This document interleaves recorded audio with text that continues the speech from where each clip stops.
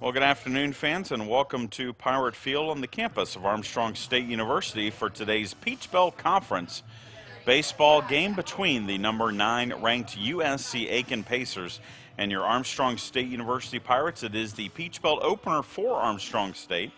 We've played 16 non-conference games leading up to this weekend's action, and we'll have one game for you each of the next 3 days here at Pirate Field, starting with today's contest, getting set for action. Armstrong State comes in at 13-3 overall, and USC Aiken is 12-3 overall. But the Pacers have already played a league series. They swept Young Harris in 3 games last weekend, though the Pacers did play a midweek game on Wednesday and lost to North Greenville 9-8. So that's the last action for USC Aiken. Pirates were here on Wednesday taking on USC Beaufort, and the Pirates won that contest 16-4. Big blow in that game, the Grand Slam home run for Ryan Patterson. He had 6 runs batted in that win over the Sand Sharks. USC Beaufort was ranked 18th in the country in NAIA, and so the Pirates will face a second consecutive nationally ranked opponent here this afternoon against USC Aiken. Again, the Pacers coming in at number 9 in the latest collegiate baseball Division II top 25 poll. Let's go ahead and introduce you to the 2017 Armstrong State Pirates, and we'll be back with the first pitch.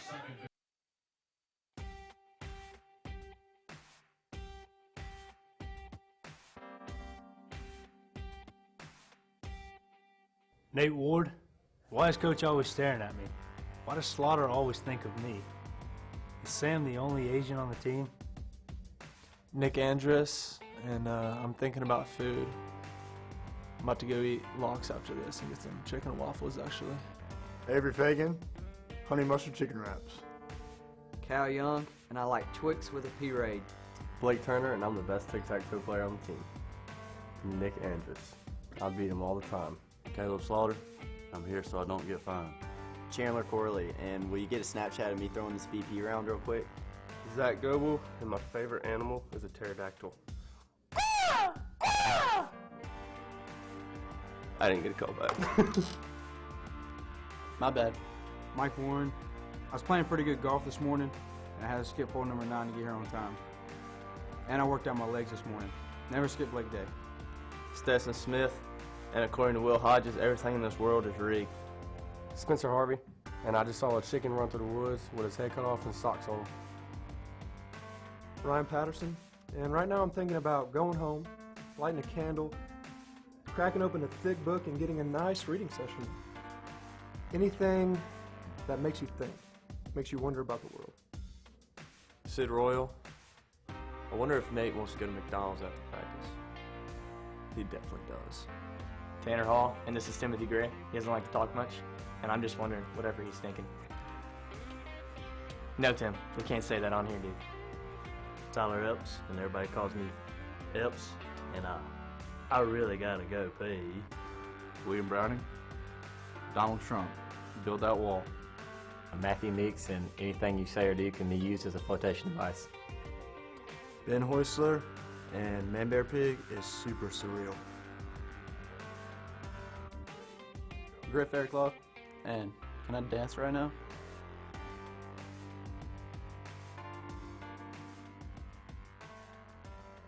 Will Hodges, NASA space landing is rigged. You want to know why? A flag cannot ruffle in the vacuum of space. As Coach would say, it's not rocket science, bro. That's right. NASCAR, it's definitely rigged. Everything's rigged. I mean, it's all got to do with money. Wrestling, yeah, it's real. Where am I? Who am I? Help me. Mark Felton, Coach Culberson stole my book bag from me. Just for the record, I did not steal Mark Felton's book bag. He left it in my office while he was getting a talking to. He's mean. I told my mom about it. Trey Paluski, is Savannah Gladue my sister? Caleb Woods. Man, I'm old. Trey Roberts, and I like Chick-fil-A. That's it. Aaron Bentler. Sam Goberdon.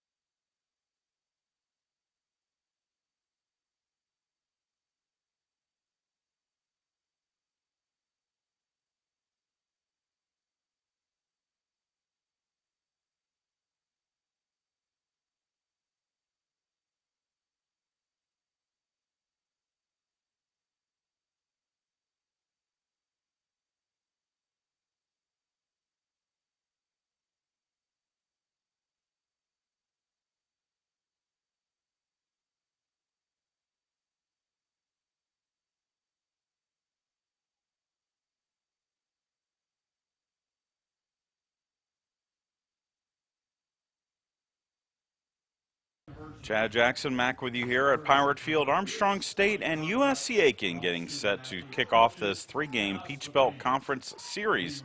And for the Pirates, it will be junior right-hander Matt Meeks taking the hill. The 6'1" right-hander from Kite, Georgia, and transfer from Abraham Baldwin Agricultural College. 2-1 on the season with a 1.07 earned run average. This is his 5th appearance, 4th start of the year. He's thrown 25 1/3 innings, given up 15 hits. He has walked 8 and struck out 31. And he will face this starting lineup for the USC Aiken Pacers. Jose Bonilla will lead things off. He'll play center field. Jonathan Banks, the first baseman, bats second. Mitchell Price, the left fielder, bats third. Zach Moon will be the designated hitter. He'll bat cleanup. Connor Durden, the catcher, bats fifth. Niall Goings, the right fielder, bats sixth. Dalton Weeks, third baseman, bats seventh. Tyler Ammerman, the shortstop, bats eighth. And Skylar Mercado is the second baseman. He will bat ninth. For head coach Kenny Thomas and the USC Aiken Pacers. Defensively for the Pirates behind Meeks, it'll be Caleb Slaughter at first, Trey Paluski at second, Chandler Corley at short, Timothy Gray is at third. Behind the plate is Will Browning, and in the outfield from left to right, it's Will Hodges, Mike Warren, and Ryan Patterson.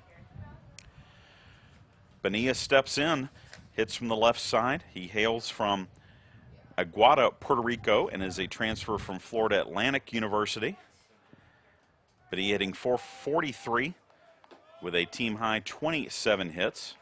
He also is a perfect 5 for 5 on the base paths, so the Pirates would like to keep him off of the bases as Meeks' first pitch is upstairs for ball one, and we're underway. Umpires for today's game, it is Greg Wilson behind the plate. Michael Stewart is on the bases as the next pitch is high, and it's 2-0 to Bonilla. Bonilla is a junior, 6 foot, 185 pounds, listed on the roster as a switch hitter. 2-0 pitch high again, and it's 3-0 to Bonilla.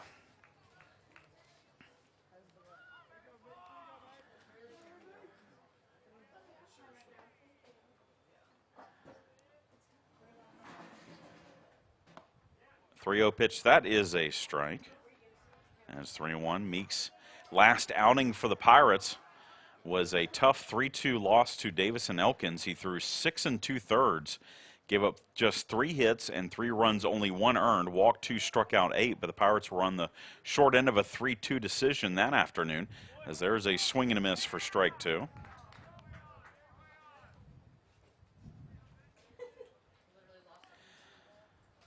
He won his previous 2 starts, did Meeks, against Salem International and Payne. As that is called strike 3, and Bonilla out on strike, so Meeks falls behind.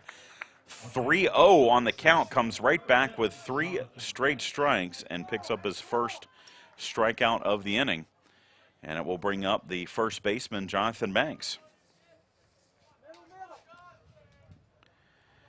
Banks, a 6'1" senior from Sharpsburg, Georgia, and Georgia Perimeter product, hitting .429, 2 homers, 6 runs batted in. Swings and misses the first pitch from Meeks for strike 1. Banks had a home run, drove in 2 in that 9-8 loss to North Greenville on Wednesday for the Pacers, as that pitch is in the dirt for a ball.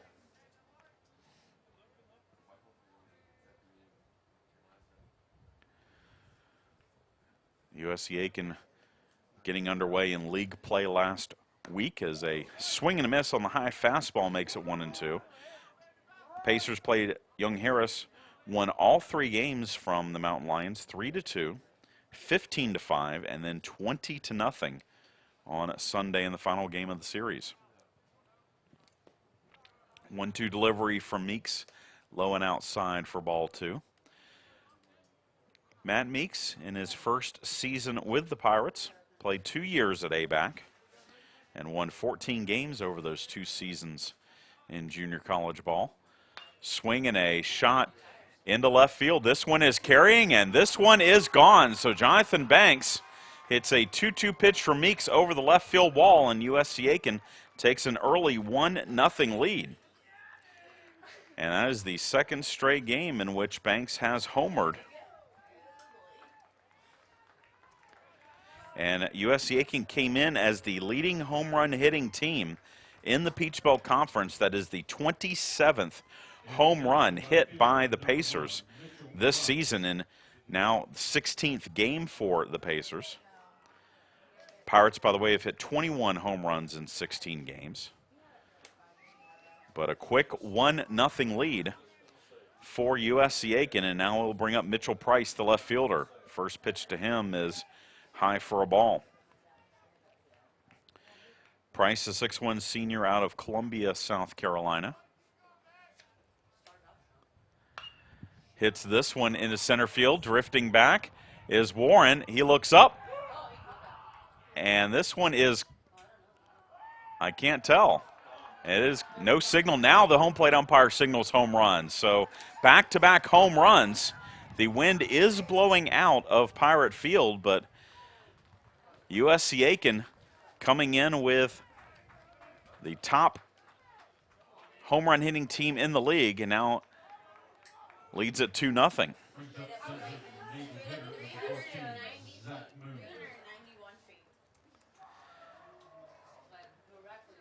And for Price, that is his 4th home run of the year. So 2 solo home runs, and now there's a shot down the left field line. That is a base hit for Zach Moon, the designated hitter, and he'll pull up into second base, and looks like he might have pulled something running between first and second.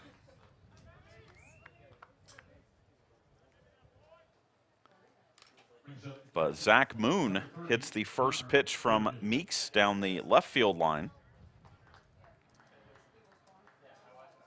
And it brings up the catcher, Connor Durden.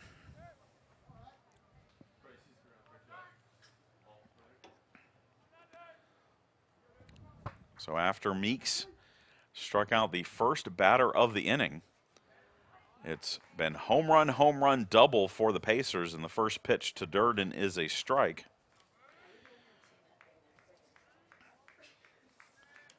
Connor Durden hitting .487. He is the leading hitter among Pacer regulars. 5 home runs, 14 runs batted in.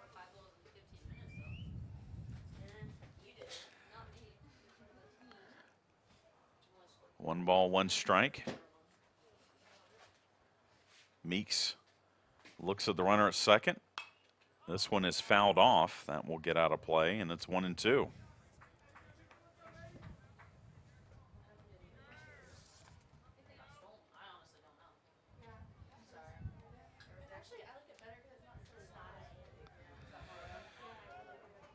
One ball, 2 strikes.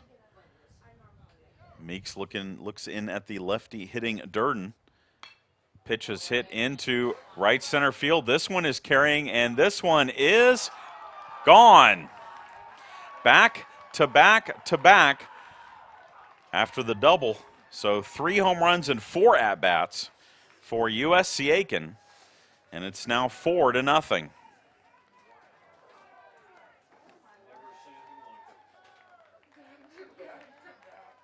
Right fielder, number 34, Niall Gomes.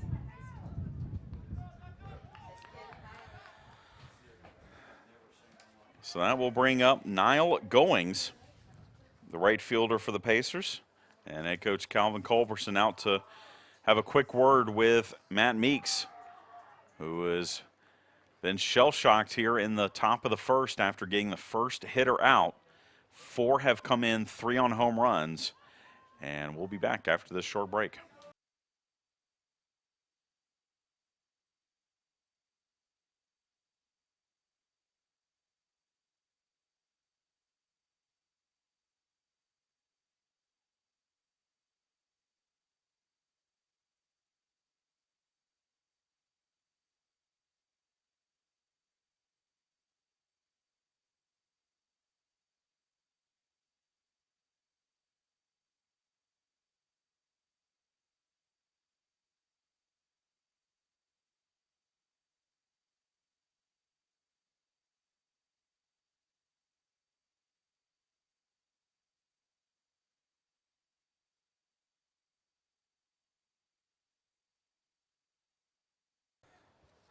Meeting on the mound is done.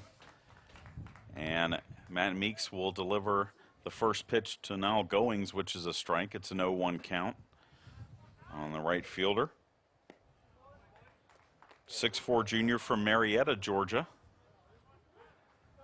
Next pitch is a strike. It's a 1-2 count. Goings hitting .406 on the year for the Pacers. 1 homer, 6 runs batted in.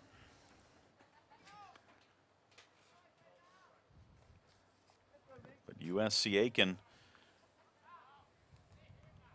with 3 home runs here in the first inning, and this is a little looper in a very shallow center field. Trey Paluski will go back behind the bag and make the grab for out number 2. Third baseman, number 44, Dalton Weeks. So now 2 down in the inning. And number 44, Dalton Weeks, the third baseman, will step to the plate.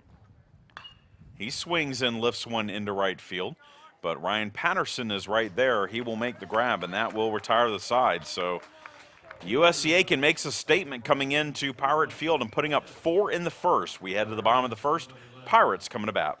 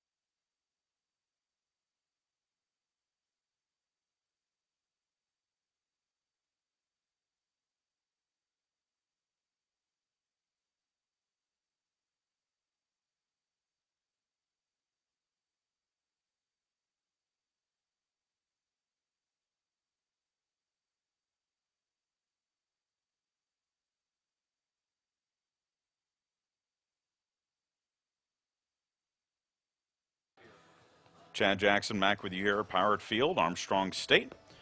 We'll get its first look at Connor Riley, the right-hander for the Pacers, getting the start today. 6-foot senior from Aurora, Illinois. Riley is 1-1 with a 4.41 earned run average, making his 5th start and 5th appearance of the year. He's thrown 16 in the third innings, given up 12 hits. He has walked 10 and struck out 22, and he will face this lineup. Fred coach Calvin Culberson and the Pirates. Mike Warren will lead things off, play center field. Chandler Corley will play short, bats second. Ryan Patterson, the right fielder, bats third. Zach Goebel, the designated hitter, bats cleanup. Will Hodges, the left fielder, bats fifth. Caleb Slaughter, the first baseman, bats sixth. Timothy Gray will bats 7th. Play 3rd. Will Routing, the catcher, bats 8th. And Trey Paluski, the second baseman, bats 9th. Warren steps in. Looks at a pitch low for ball 1. The junior from Andrew College, Macon, Georgia. Hitting .467, which is best among the Pirate regulars. 4 doubles, a triple, and 9 runs batted in.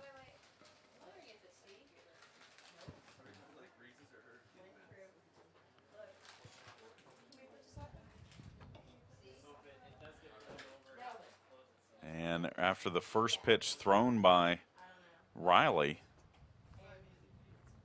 home plate umpire Greg Wilson had a quick chat with him and now is chatting with head coach Kenny Thomas. Not really sure what it's about, but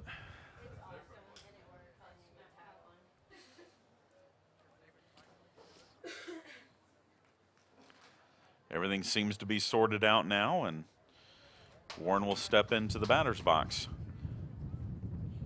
1-0 count on the Pirates center fielder. Again, Armstrong State trailing it already 4-0 here in the bottom of the first. Swing and a foul back to the screen. And it's 1-1 on Warren.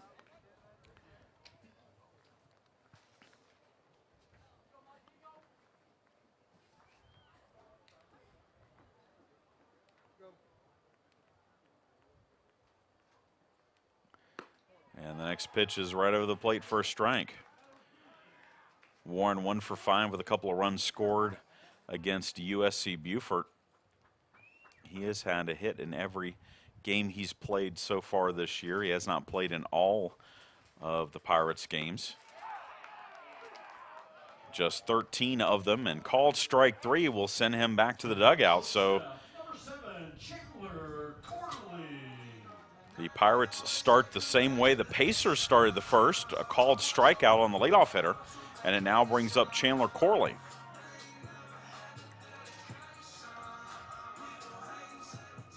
Corley, 6-foot junior from Martinez, Georgia, hitting .411 with 7 doubles, a homer, 26 runs batted in. First pitch to him is a strike.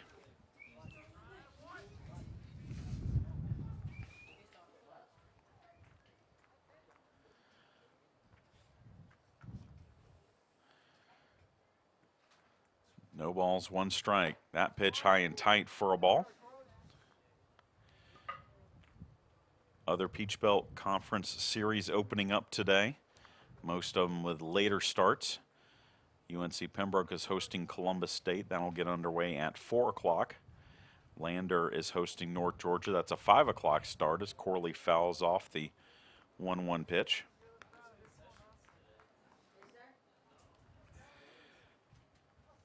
Augusta hosts Georgia Southwestern at 6 tonight. And then there's some non-conference games going on around the league as the 1-2 pitch to Corley hit foul down the right side. Georgia College is hosting Philadelphia University. Flagler is hosting Tampa, and Montevallo is hosting Auburn Montgomery.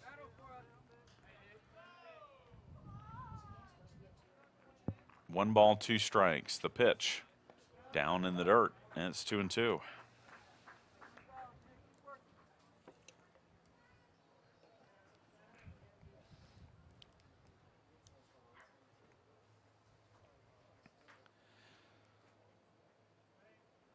Two-two pitch foul tipped into the glove of the catcher Connor Durden.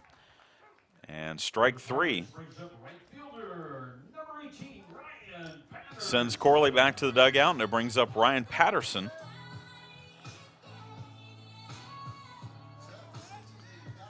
Senior lefty from Snellville, Georgia, hitting .460, 8 doubles, 3 homers, 26 runs batted in.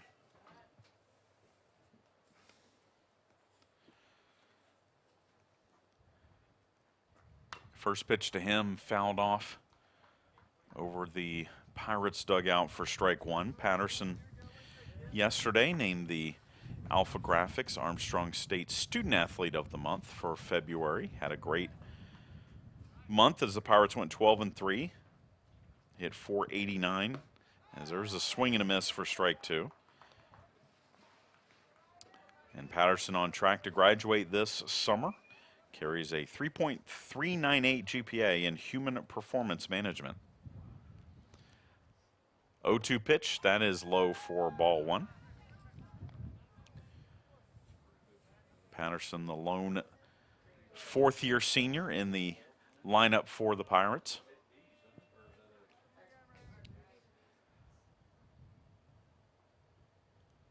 One-two pitch down and away. Talked about how when he first started as a freshman, he looked up to guys like Clayton Miller and Dalton Johnson on the team, and now it is strange that now he's got players looking up to him as a senior leader.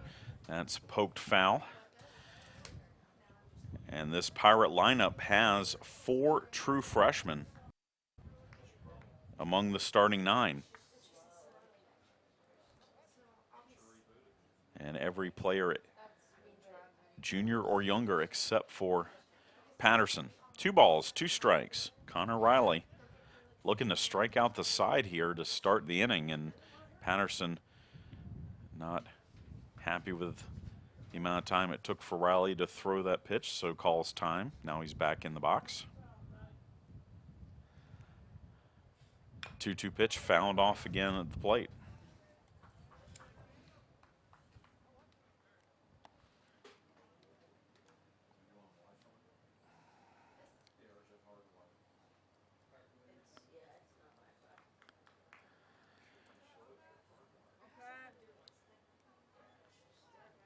So again, 2 balls, 2 strikes. The pitch from Riley is inside for ball 3.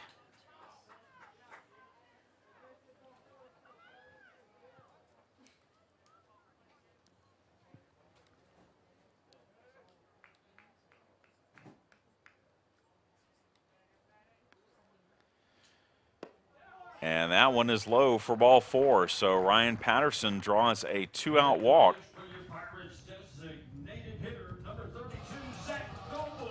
And it brings up the designated hitter, Zach Goebel.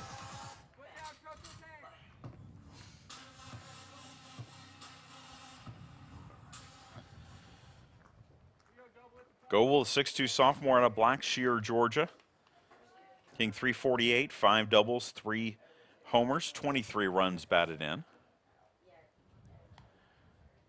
First pitch to him down and away for a ball. Riley's last outing for USC Aiken was the 3-2 win in game 1 of the series. 6 innings, give up 2 hits, no runs, walked 2, struck out 7. As that pitch is a strike, and it's 1-1. Again, 5th start of the year for Riley. He lost to Mount Olive 12-10 back on February 17th, beat Lincoln Memorial as this one's hit to second. And that is going to be safe all around at second. And that's going to be an error on the second baseman, Skylar Mercado, allowing Goebel to reach. And the Pirates have runners at first and second, with Will Hodges at the plate.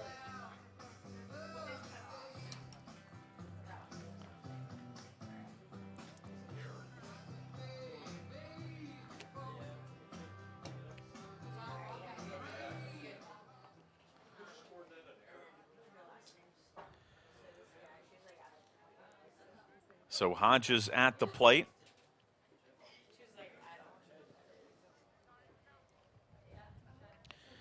The freshman swings and misses at the first pitch for strike 1. Out of Guyton, Georgia, Effingham County High School product. .386 average, 5 doubles, 4 homers, 24 runs batted in. He has been a Peach Belt Freshman of the Week honoree this season. As the 0-1 pitch is late swing and miss, and Hodges couldn't lay off of it, and he's now deep in the count 0-2.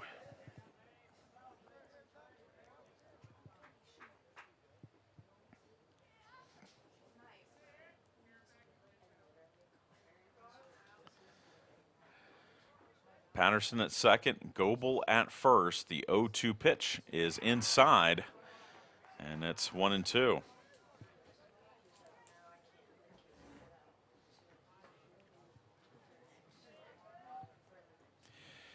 Gorgeous day, not a cloud in the sky here in Savannah. Temperatures a little cooler than they were on Wednesday for the game against USC Beaufort in the mid-60s.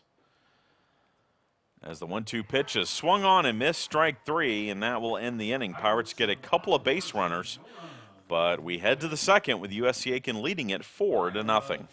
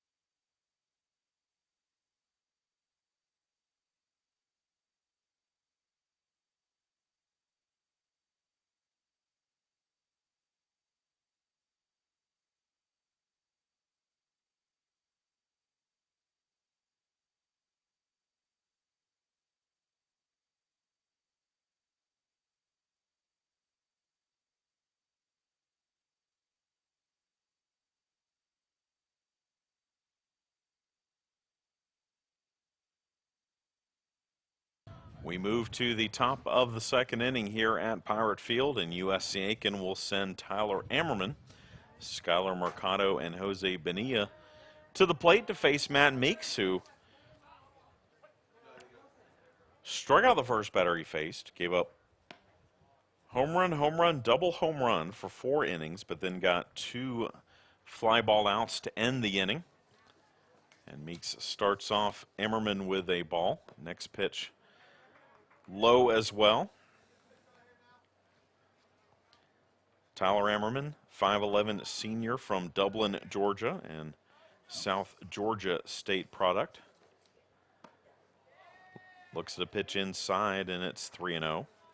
Ammerman hitting .263, 2 triples, 3 homers, 14 runs batted in.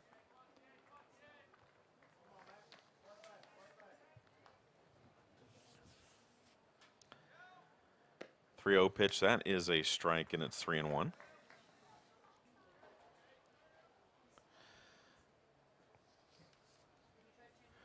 Pirates in their home white uniforms today, with the Pirates in the stripes on the front, and USC Aiken in the road gray uniforms today. 3 balls, 2 strikes. The pitch for Meeks is called strike 3, and that will end Ammerman's at bat. He disagrees with the call, but heads back to the dugout. And with 1 down, it brings up the second baseman, Skylar Mercado. 6-foot senior out of the Bronx.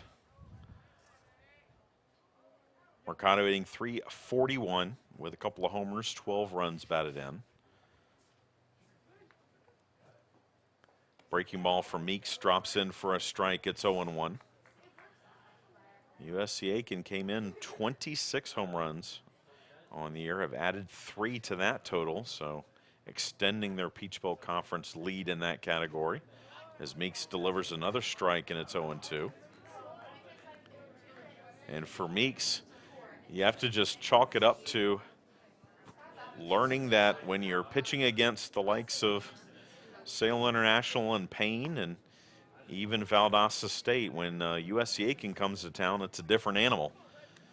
Number 9 ranked team in the country, bringing the bats with them to Savannah. 1 ball, 2 strikes. The pitch swung on and grounded to third. High chopper, and that's going to get into left field. That's going to be a base hit for Mercado. Gray tracked back, but could not get a glove on the ball. And so a 1-out base runner for the Pacers with Jose Bonilla coming to the plate. Bonilla was caught looking by Meeks in the first.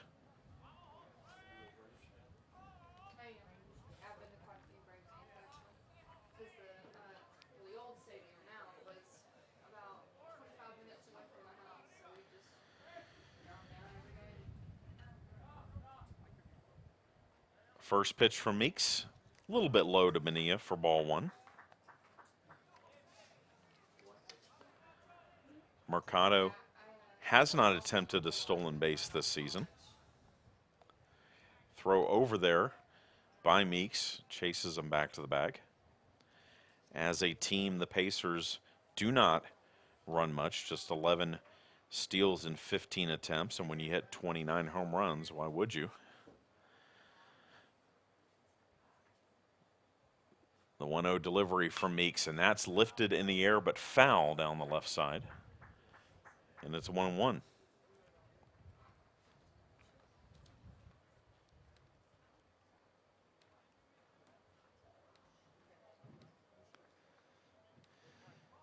USC Aiken started off the year with a 3-game series sweep of Lincoln Memorial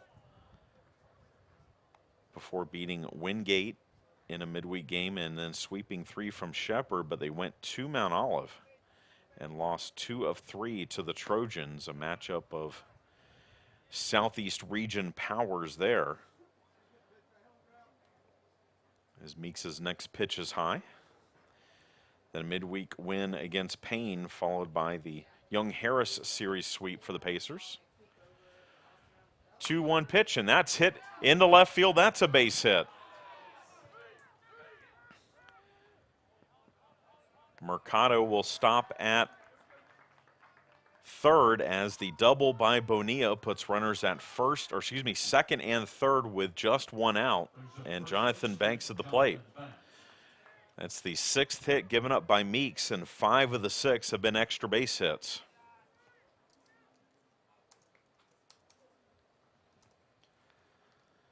Banks steps in, hitting a solo home run in the first inning.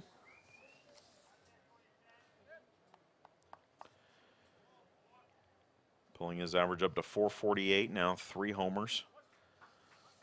And 7 runs batted in for the senior from Sharpsburg. First pitch to him is high for ball 1.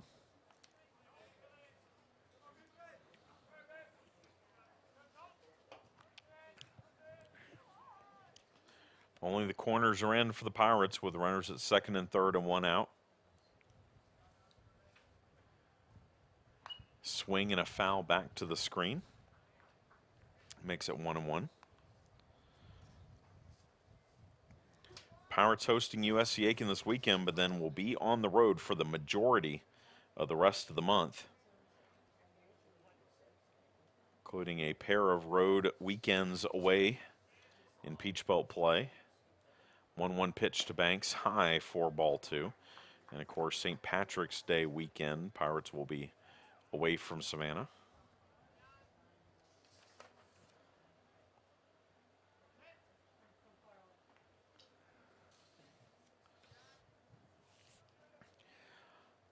Two balls, 1 strike. The pitch fouled off again. It's 2-2. The next home league series the Pirates will host will be April 7th, 8th, and 9th when Flagler comes to town for a 3-game series.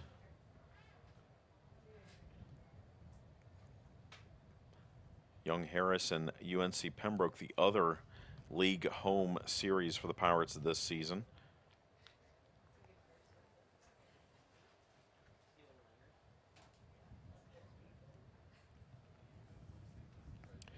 Quick word from Will Browning. The catcher today for the Pirates, and now Meeks will deal the 2-2 pitch to Banks.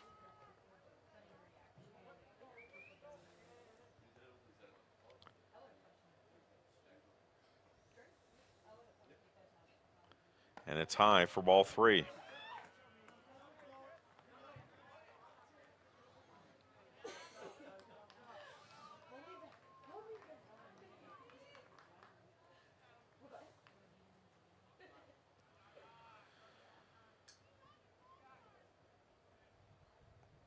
So the payoff pitch from Matt Meeks hit in the air foul over towards the Pacers dugout, but it will be out of play.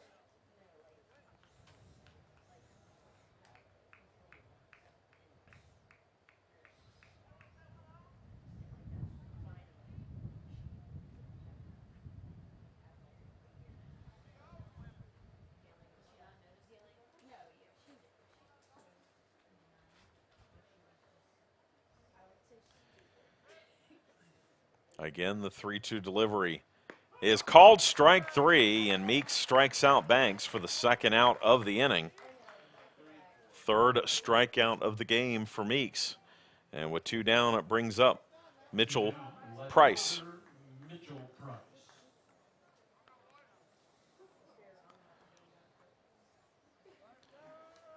Price hit one to straightaway center field in the first inning, pulling up his average, 281 now for Price. 4 homers, 17 runs batted in. First pitch to him, high for ball 1. 4-0, USC Aiken, the number 9 ranked team in Division II. With the early lead on the Pirates, we're in the top of the second.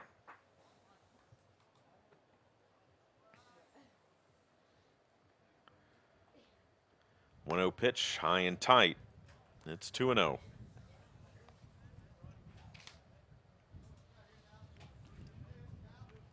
We will be back with you here tomorrow, 1 p.m. first pitch for the Pirates and the Pacers. Then we'll wrap things up on Sunday with a 1 p.m. contest. Swing and a foul, back out of play. It's 2-1.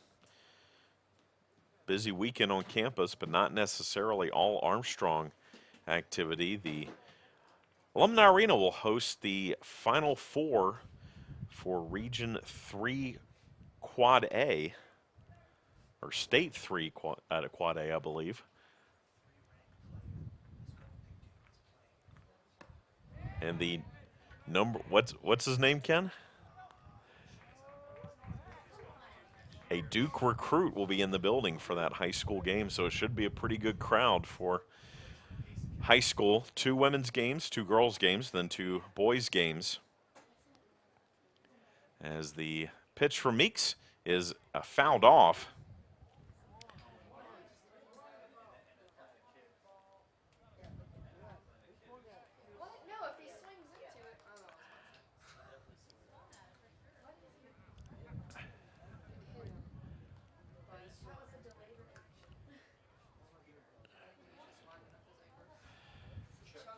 So 2 balls, 2 strikes, the count on Price.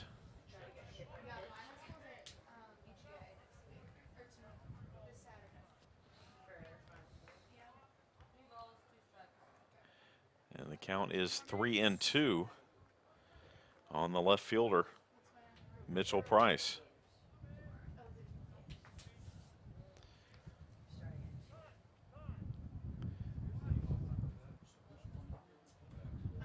We'll also have tennis action on campus. The Armstrong women taking on Clayton State tomorrow. And then Montevallo on Sunday. Armstrong men taking on Northwood on Sunday. As the 3-2 strike pitch is swung on and missed, strike 3, and that will end the inning. So a big inning for Meeks. Pacers get 2 more runners on, but he gets out of the jam, and we head to the bottom of the second. Our score is still USC Aiken 4, Armstrong State 0.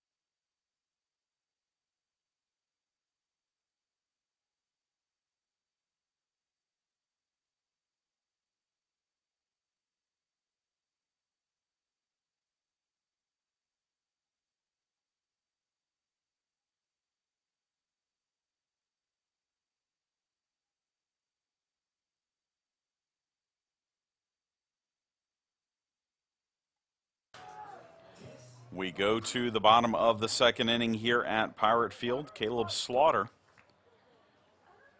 Timothy Gray, and Will Browning to face Connor Riley here in the second. Slaughter swings and misses at the first pitch for strike one. Caleb, 6'3" junior out of Cochran, Georgia, an A-back transfer, hitting .378, 8 doubles, 3 homers, 18 runs batted in. Next pitch is high for a ball.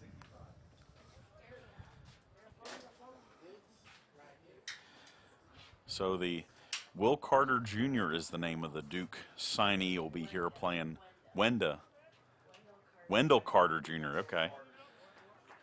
As that pitch is inside.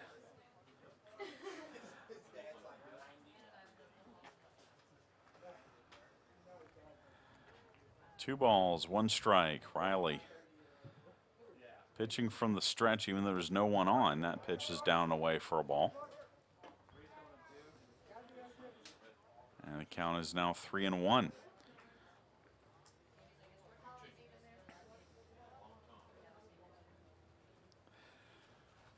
Four runs on 6 hits for USC Aiken as that pitch is low.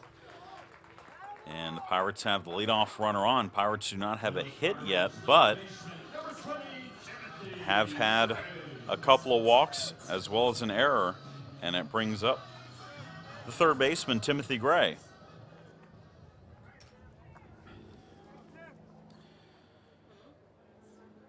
Gray out of Augusta, Westside High School product. Hitting .446. Swings and misses at the first pitch for strike one. 2 doubles, a triple home run, and 14 runs batted in.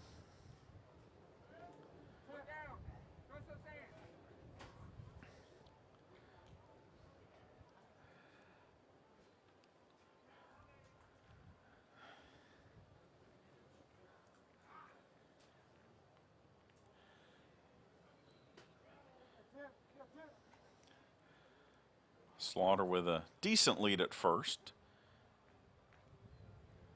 Riley's 0-1 pitch hit in the air into right, but that will be easily played by Price, caught for out number 1. The catcher, number 27, Will. Or excuse me, it's Goings in right. So now Goings makes the catch, and with 1 down, 1 on, Will Browning will come to the plate. The reigning Peach Belt Conference Player of the Week. Browning, the junior, out of Hazelhurst, Georgia. Hitting .444, 2 homers, 13 runs batted in. Those 2 homers came last weekend and were his first 2 collegiate home runs.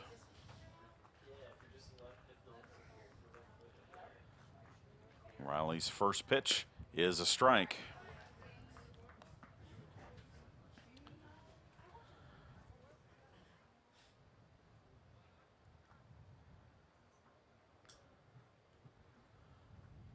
No balls, 1 strike. Riley delivers to the plate, and that's hits the umpire. It was well inside, and it hit off the umpire, so alertly Slaughter will take second, but we're going to have time called here as we're going to check on our home plate umpire, Greg Wilson, here. So we'll take a short break and come back. You're listening to and watching Pirate Baseball.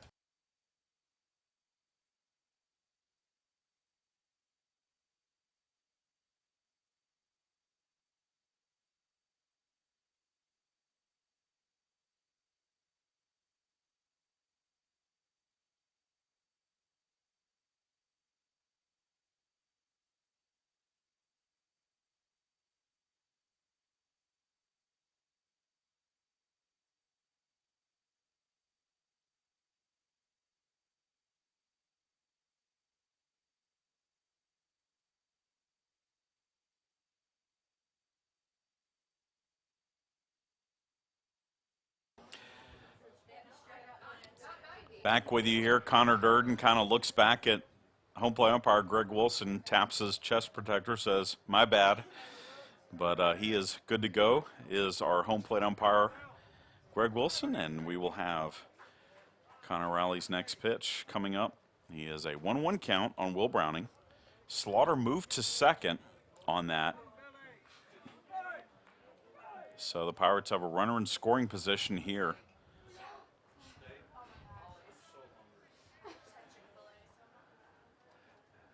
The 1-1 delivery to Browning is in the dirt for ball 2.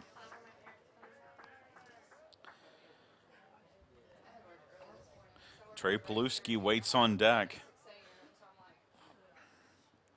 And we'll have a story to tell you about him and how important this weekend is to the Paluski family. The 2-1 delivery. Instead, Riley steps off the rubber, grabs a little bit of clay.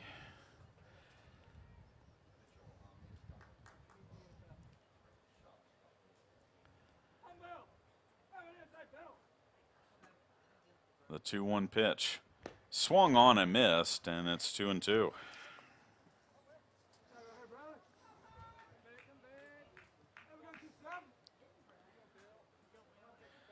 We're in the bottom of the second. Peach Belt Conference opener for Armstrong State. Second league series of the year for USC Aiken.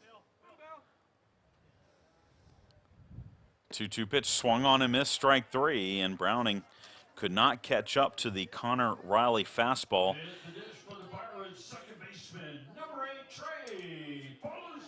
And 4 of the 5 outs that Riley has so far in this game have come via strikeout. And it will bring up Trey Paluski, the freshman second baseman from Aiken, South Carolina, South Aiken High School product, whose father Bob played for USC Aiken. But Paluski playing for the Pirates against USC Aiken here fouls off the first pitch for strike 1.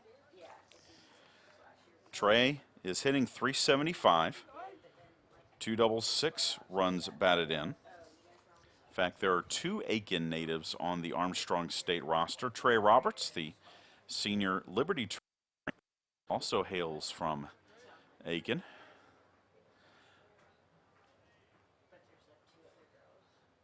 The 0-1 delivery swung on and missed, and it's 0-2.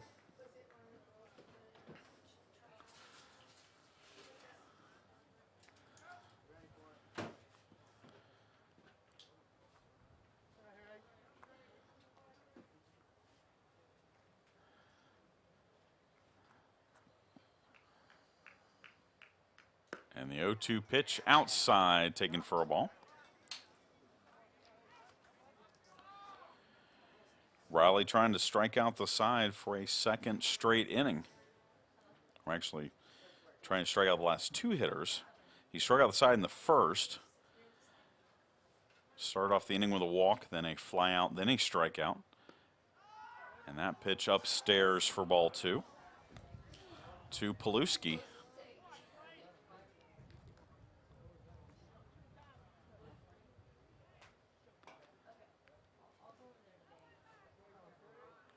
Slaughter leads away from second.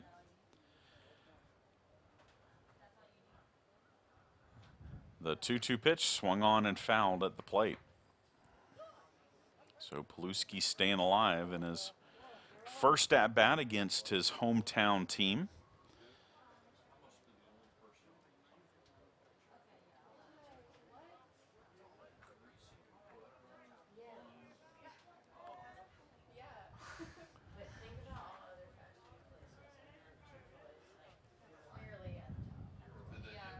So again, 2 balls, 2 strikes. Connor Riley with the pitch, check swing foul, and Paluski stays alive.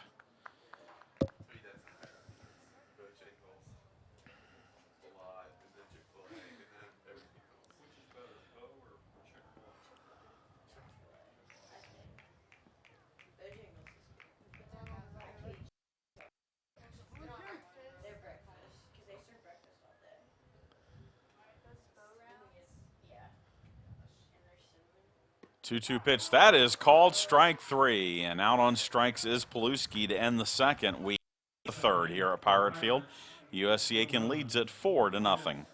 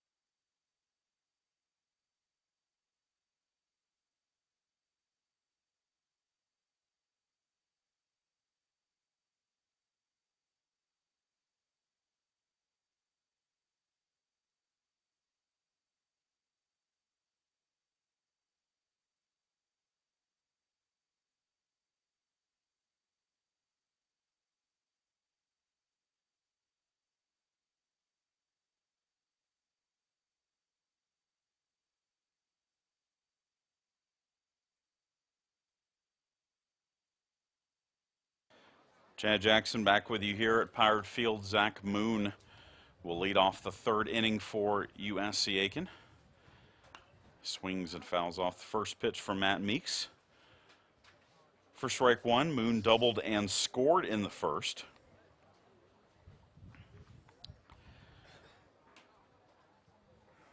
So he is now hitting 3.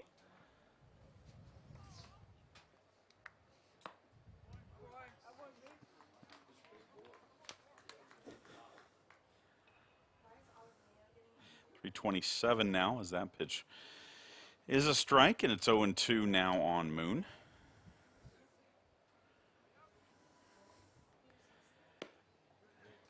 Meeks' next delivery is low. Zach Moon, a 6'4" senior from Snellville, Georgia, and a transfer from Georgia State. Few Division I transfers on the roster of USC Aiken.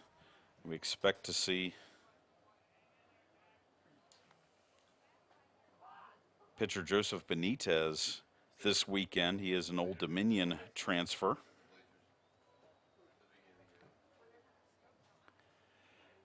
As 1 ball, 2 strikes, the count on Moon. Pitch for Meeks is called, strike 3. Well, Meeks has matched Riley in the strikeout category. It was just those stretch of 4 batters in the first inning. The difference in this 4-0 USC Aiken lead, and it brings up the catcher Connor Durden, who hit the 2-run home run off of Meeks in the first to cap the 4-run frame. Durden out of Jacksonville, Florida, hits from the left side, fouls off the first pitch for strike 1. Played his junior college ball at South Georgia State.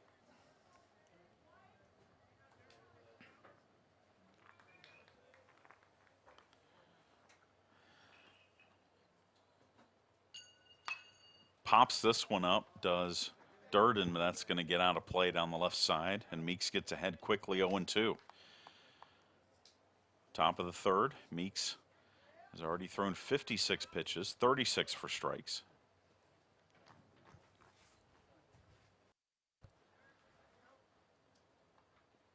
And the 0-2 pitch is inside for ball 1. Armstrong State softball hitting the road this weekend. They will also open up Peach Belt Conference play this weekend like the Pirates, and they will do it against a nationally ranked foe, number 4 North Georgia. They will play them on Sunday up in Dahlonega, but first they will play Young Harris tomorrow up in Young Harris, Georgia. The Pirates fell out of the national rankings this week. They are 12-5 or 10-5, excuse me, on the year. Went 3-2 at the Diamond Citrus Classic down in Orlando.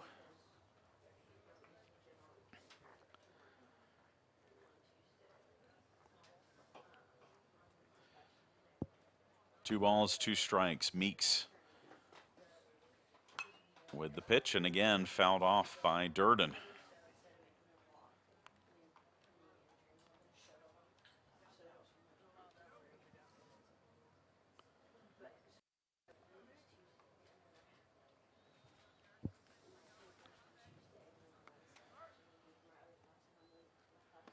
Two-two pitch. Called a ball, and it's 3-2.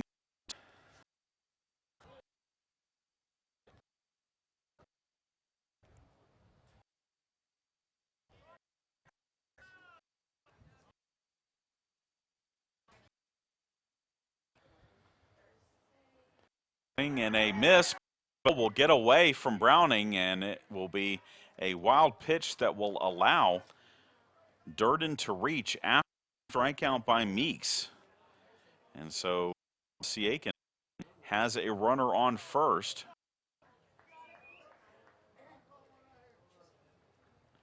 You'll credit the strikeout to Meeks in the inning, and it brings up Kyle Gold, 6'4" junior from Marietta, Georgia.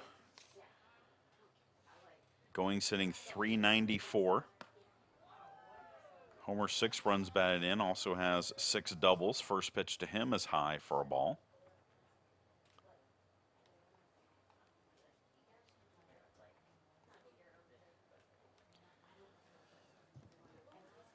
We're still waiting for Armstrong State softball to play its first home game, as there's a ball through the legs of Gray and into shallow left field, and that's going to be error on Gray to allow Goings to reach, and it's runners at first and second.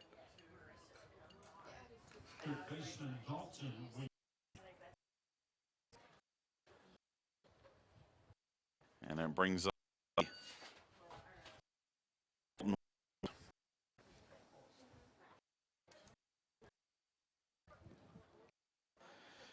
was ready to try and turn it out of the inning, but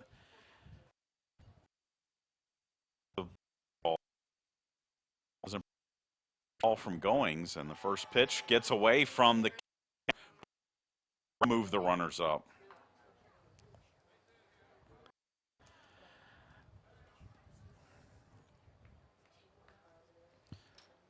And once again, a promising start to the inning for Meeks and the Pirates, starting to go awry. Meeks started off by striking out Zach Moon, but a wild pitch on the strikeout of Durden. Then the error by Gray at third, and now the misplayed ball by Browning puts runners at second and third with 1 out. Meeks was in this situation in the second inning and was able to come up with back-to-back strikeouts to get out of the frame, but Meeks has had trouble in every inning so far. And the first pitch, or second pitch, is high to Weeks, and it's now 2-0.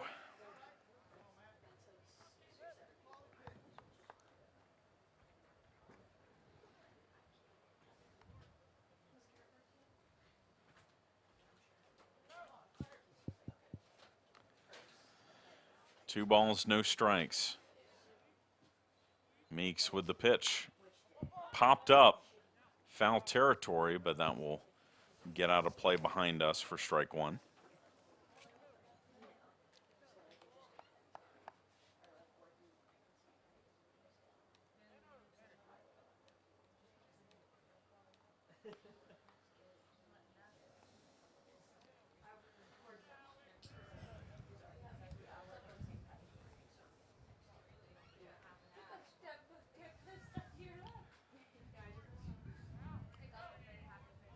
Now the 2-1 delivery. Fouled back to the screen. It's 2-2.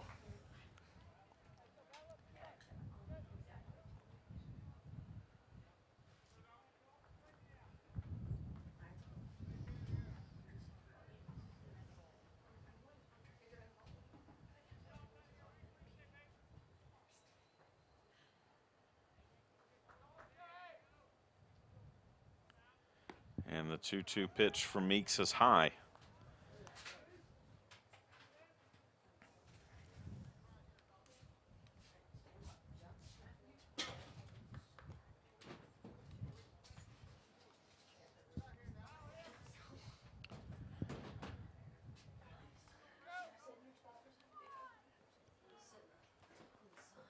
Again, the 3-2 pitch. Lifted in the air, very shallow left field, and that's going to fall for a base hit in front of Hodges, so it is an RBI single for Weeks, and it's now 5-0. The shortstop, number 8, Tyler Emmerman.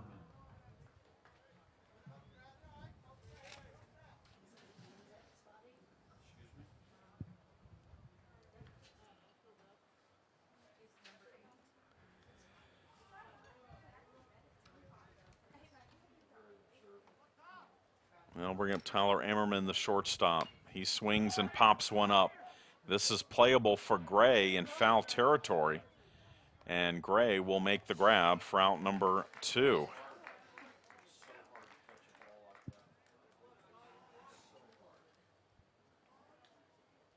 Two down, second baseman, Skylar Mercado. And that will bring up Skylar Mercado, who singled off of Matt Meeks in the second.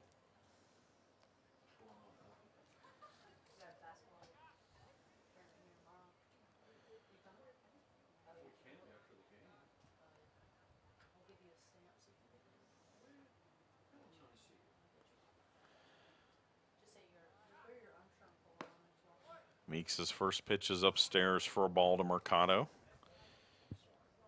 who hails from the Bronx. Archbishop Stepanek High School product.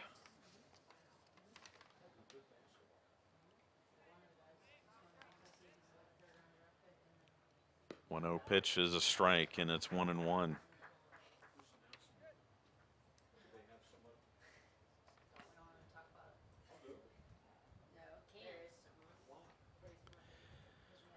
Two on, two out. 1 run in for USC Aiken. 5-0 is our score here in the top of the third. Peach Belt Conference. Game 1 of a 3-game series is grounder to second, or liner to second, excuse me, caught by Trey Paluski. And that will end the inning, but the Pacers tack on 1. We go to the bottom of the third. 5-0 Pacers lead.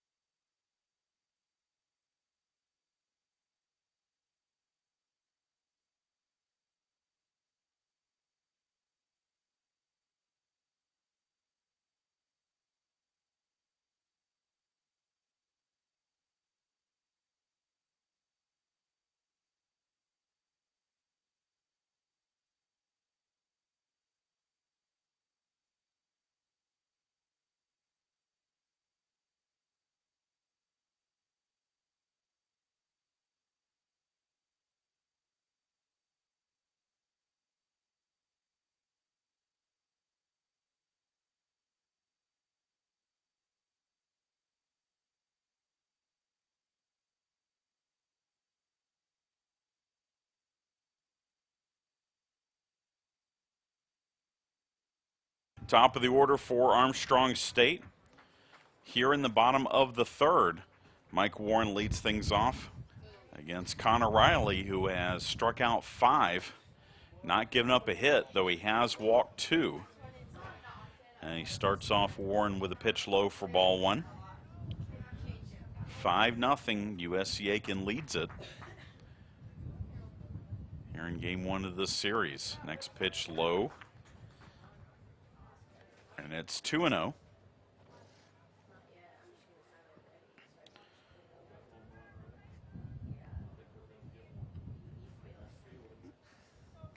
Riley, 6-foot senior out of Aurora, Illinois, played at Black Hawk College before joining the Pacers. Pitch is inside, and it's now 3-0.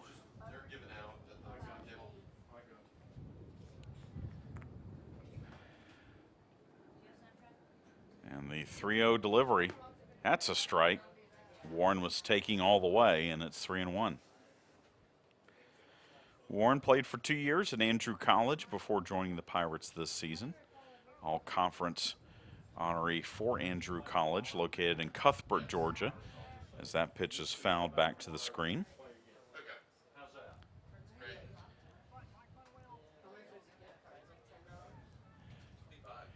And the count is now full, and home plate umpire is again having a discussion with Riley.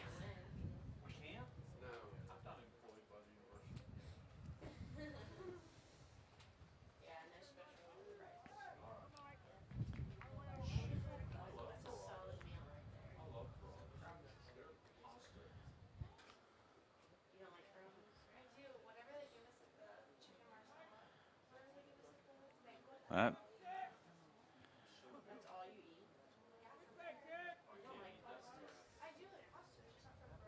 3-1 pitch swung on and missed for strike three, and Warren out on strikes. So 6th strikeout for Riley in the second time that he has gotten Warren today, and it brings up Chandler Corley.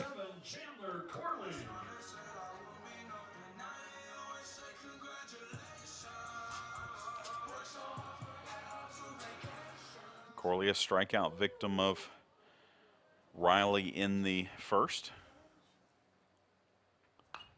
Pops this one foul down the right side. Giving chase is the first baseman, Banks, but he will not be able to make a play on it.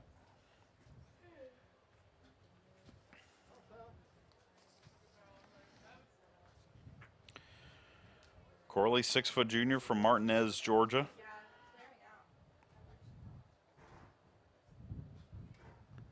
In the latest statistical rankings that were released this week, he was in the top 5 in the nation in runs batted in.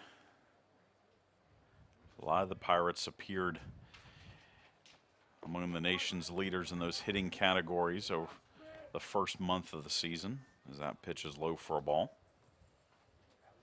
But you know what? So did USC Aiken. And the Pacers leading it right now, 5-0. Swinging a pop-up into center field. Drifting back and making the catch is Bonilla for out number 2. Right fielder number 18, Ryan Patterson. So 2 down for Ryan Patterson, who drew a walk from Riley in the first.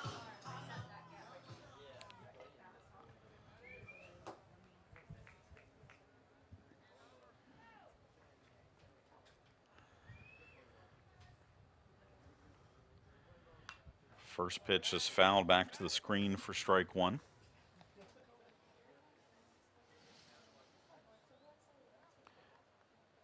Patterson had a grand slam here on Wednesday against USC Buford in the 16-4 win over the Sand Sharks. This is his second grand slam of the year. He lifts this one into left field foul territory, drifting over in foul territory, and making the catch is Mitchell Price. And so 3 up, 3 down go the Pirates in the third. We head to the fourth. 5-0 USC Aiken leads.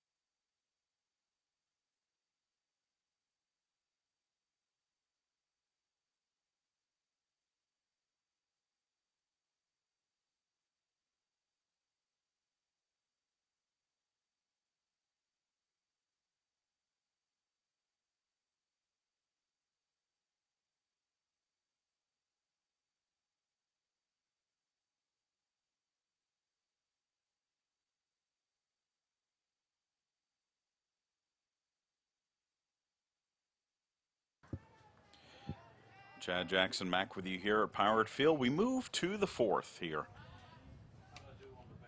USC Aiken Armstrong State, Peach Belt Conference opener for the Pirates and the first game of the series. Top of the order for USC Aiken, Jose Bonilla chops a bunt towards first. Slaughter will have to tag him and does so to record the out. So Bonilla tries to drag his way on, but Slaughter, who had to wait for the ball to get to him, then elected to tag the runner instead of try and beat him to the bag. And that's out number one, and it brings up Jonathan Banks. Banks has homered and struck out against Meeks.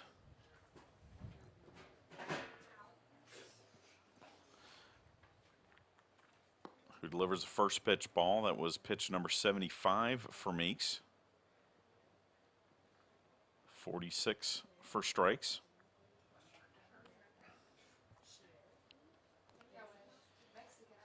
The junior fires, and again a pitch low for ball two.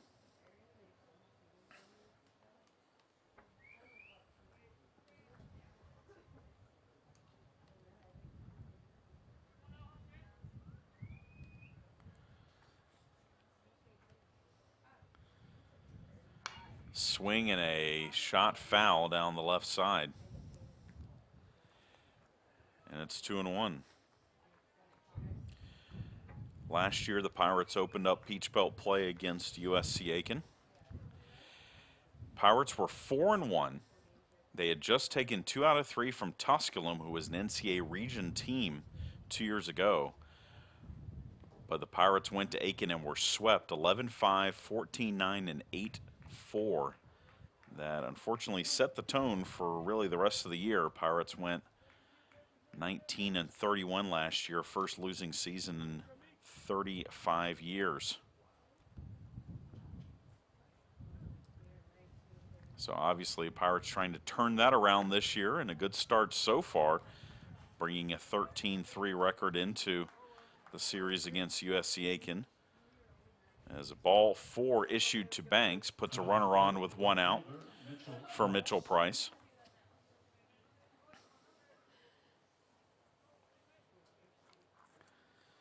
Price homered in the first, struck out in the second.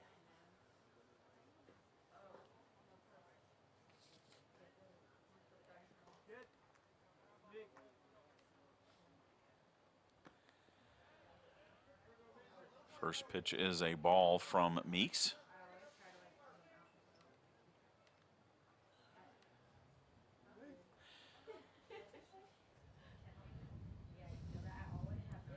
Throw over to first.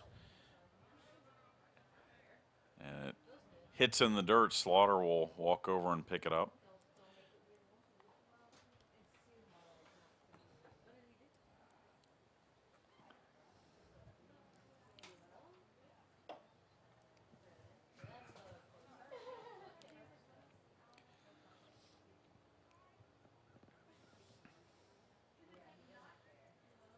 Another throw over to first.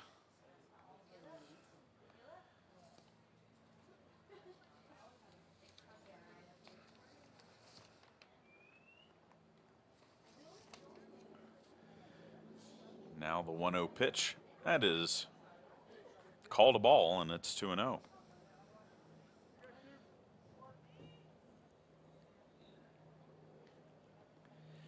In the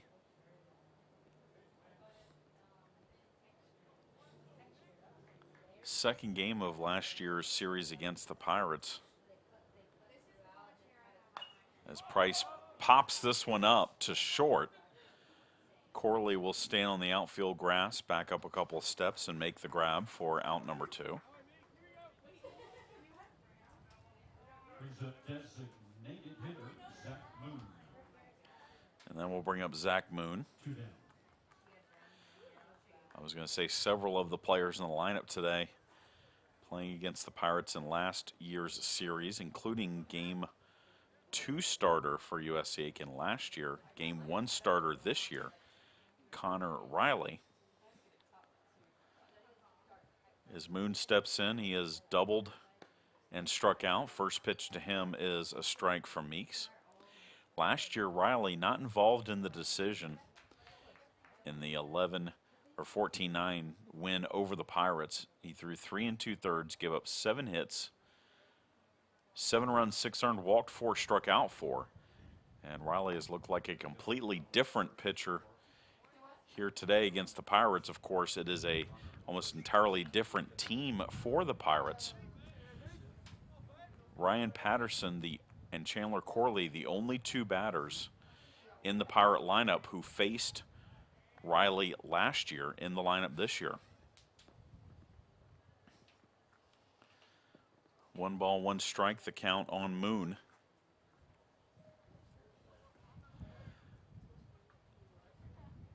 Pitch fouled back to the screen, and it's 1-2. In that game, Patterson was 3 for 4 with 4 runs batted in. Corley 0 for 2 of the runs scored, but drew 3 walks.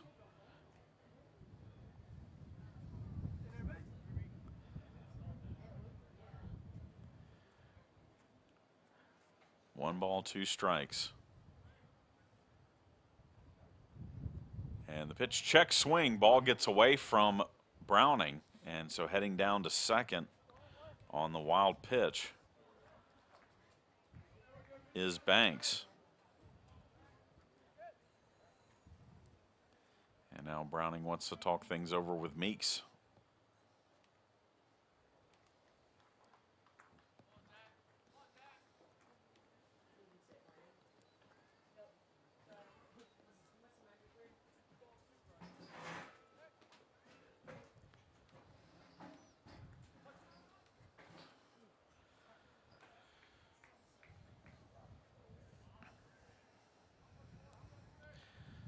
Two balls, 2 strikes.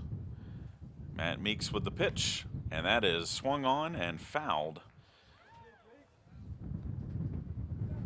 Protecting the plate was Moon, and he just got a piece of that low pitch.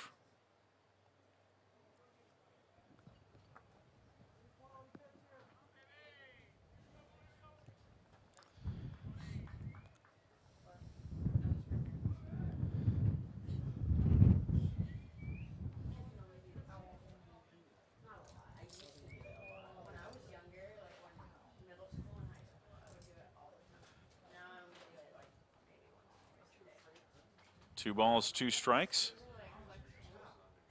And Meeks with the pitch, high and outside, and again it gets away from Browning. That's the second pass ball for Browning in this inning, and it moves the runner from second to third. And now there's a runner 90 feet away for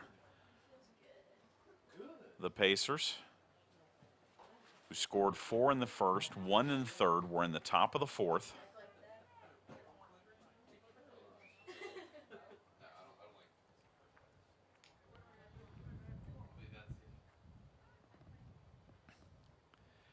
And the 3-2 pitch from Meeks is high and tight for ball 4.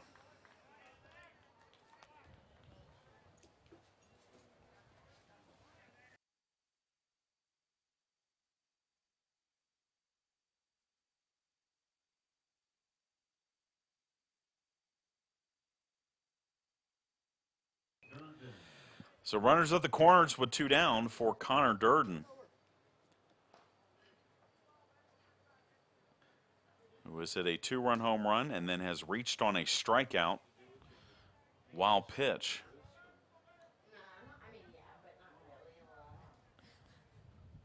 He has also scored a pair of runs. Meeks' first pitch swung on and missed for strike 1.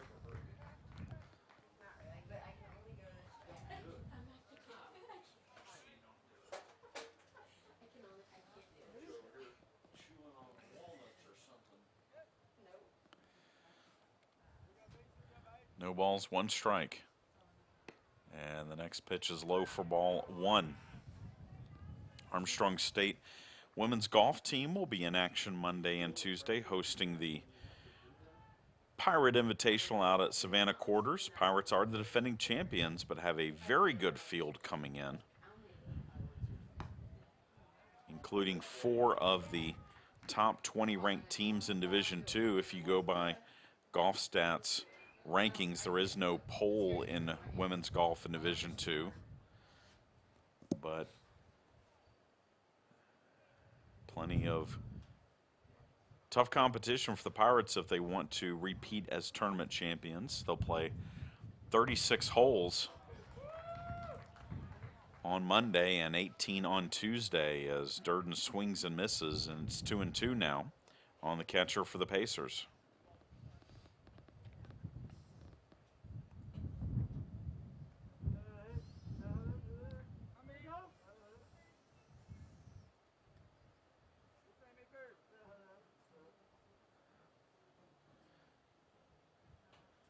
Swing and a miss, strike 3, and Meeks gets out of the jam. We go to the bottom of the 4th, 5-0. Pacers lead.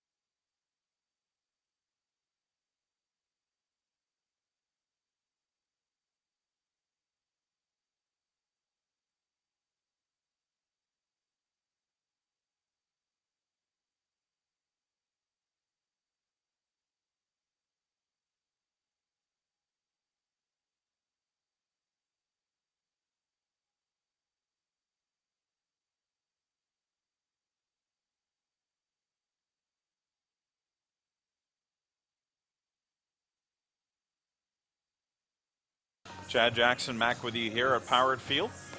And it'll be Zach Goebel, Will Hodges, Caleb Slaughter to face Connor Riley in the bottom of the 4th.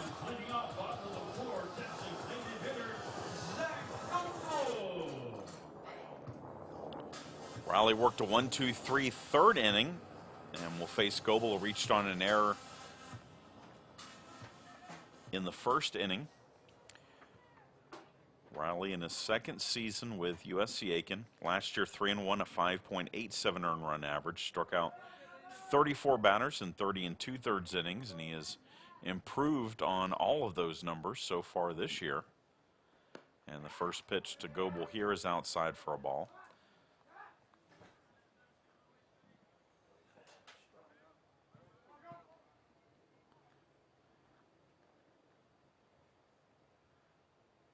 Swing and a shot into right field. Coming on and making the catch is Niall Goings, and that will be out number 1. And up left fielder, number 23, Will Hodges.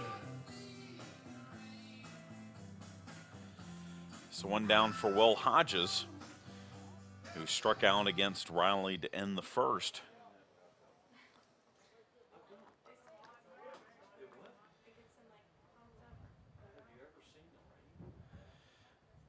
First pitch in the dirt, taken for a ball.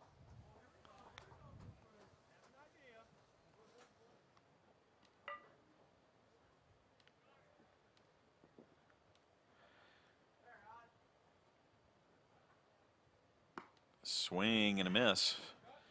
And it's 1-1 to the freshman Hodges.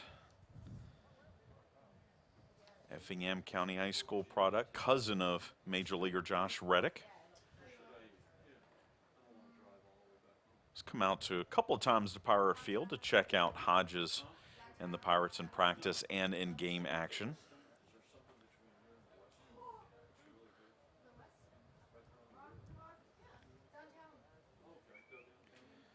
1 ball, 2 strikes. And the pitch has popped up, foul territory. Banks giving chase, but it will fall foul.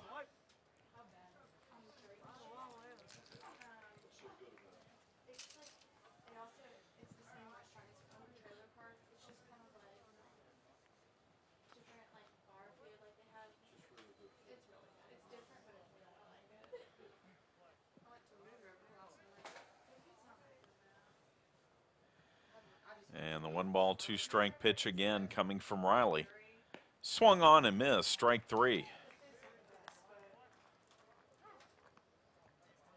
First baseman, number 15, Caleb Slaughter. 7th strikeout for Riley through 3 2/3. And it brings up Caleb Slaughter, who drew a walk from Riley in the 2nd. And that is the last base runner that the Pirates have had, as Riley has now set down 8 straight. Slaughter fouls off the first pitch for strike 1.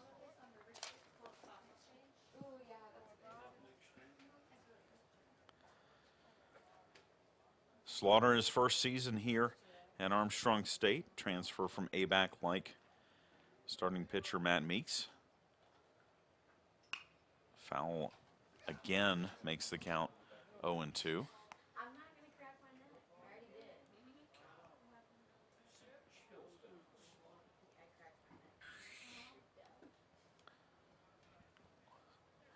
Slaughter last year, all-conference honoree at ABAC. Hit .349, 2 homers, 25 runs batted in. Takes this pitch low for a ball.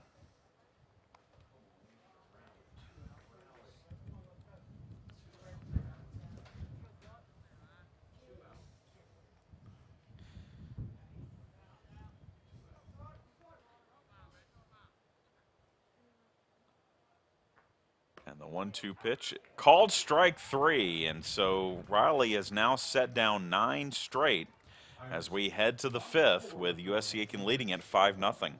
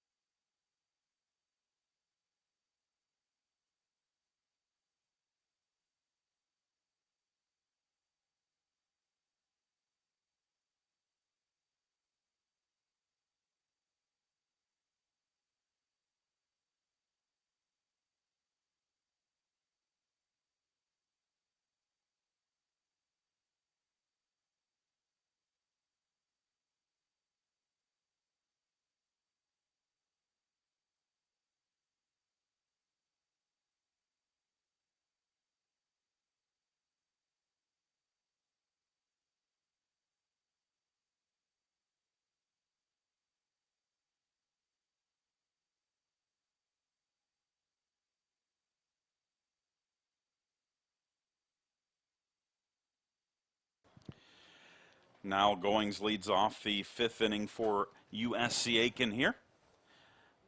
Facing Matt Meeks, 5-0. Pacers have been in command since the 1st inning of the contest, when they put up 4-3 on 3 home runs. 5 runs, 7 hits, 1 error for USC Aiken. So far this afternoon, no runs, no hits, 1 error for Armstrong State, as this has popped up in the infield. And Chandler Corley will step over and make the catch for out number 1. One down, brings up third baseman Dalton Weeks.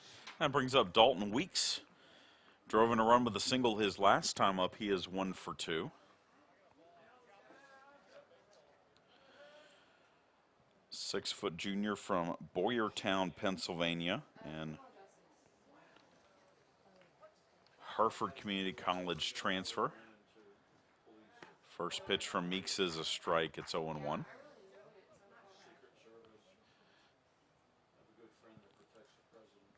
Meeks' first outing for the Pirates was down in Daytona Beach, first weekend of the season. He threw 6 2/3 of the Pirates' 16-inning loss to Valdosta. He then picked up wins in his first 2 starts, as there's a swing and a miss on the 1-1 pitch, and it's 1-2. Beating Payne and Salem International before suffering the loss to Davis and Elkins last week. And the 1-2 pitch, high, ball 2. Pitch number 100 coming up for Meeks now.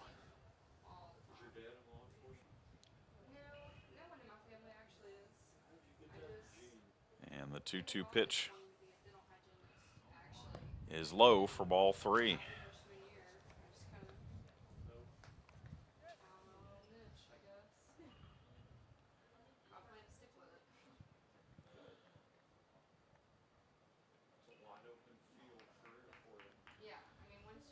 So the payoff pitch from Matt Meeks to Dalton Weeks, swung on and missed for strike 3, and Meeks picks up the strikeout. He has struck out 8 through 4 2/3. And with 2 down, it brings up Tyler Ammerman, the shortstop.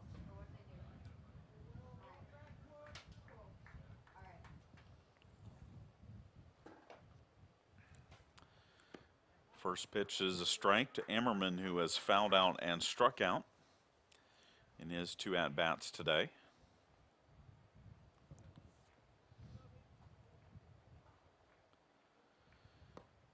Next pitch low for ball 1. 1 o'clock tomorrow for these 2 teams in Peach Belt action, and then 1 o'clock on Sunday to wrap up the weekend. As that pitch is a strike. After Sunday, the next time the Pirates are at home is on March 21st, a midweek game against Claflin, 2 p.m. start. That's the week after spring break here on campus. Spring break is March 13th through the 18th. Or 17th, I guess. 18th is a Saturday. And the first time we'll see the Armstrong softball team at home, as the 2-2 pitch from Meeks is high and outside. Softball hosts Flagler on the 18th over at the Armstrong State softball field, just past the center field fence here at Pirate Field. 3-2 pitch popped up. Foul territory. Hodges gives chase, but he will not be able to make a play.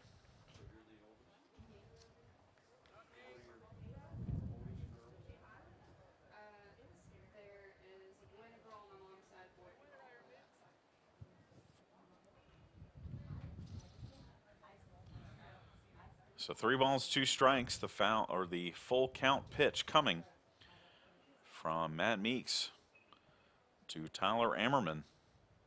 And it is fouled back to the screen.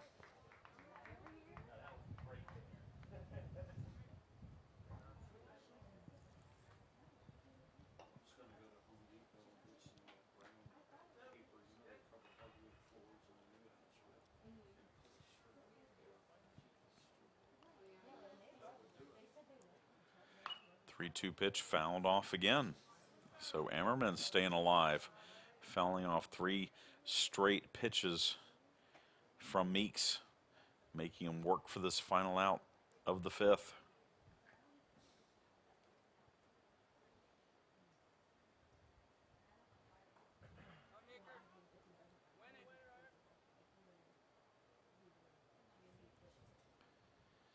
Swing and a shot into center field, and that's going to fall for a base hit. And that will be a 2-out double for Ammerman. And a big at-bat there because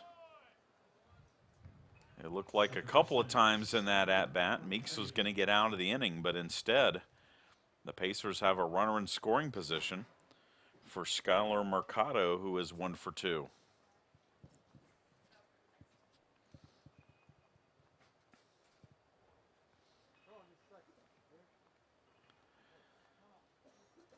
And head coach Calvin Culberson out to talk things over the Meeks. He's now at 110 pitches, so we'll see if he stays in to face Mercado or if a pitching change will be made here.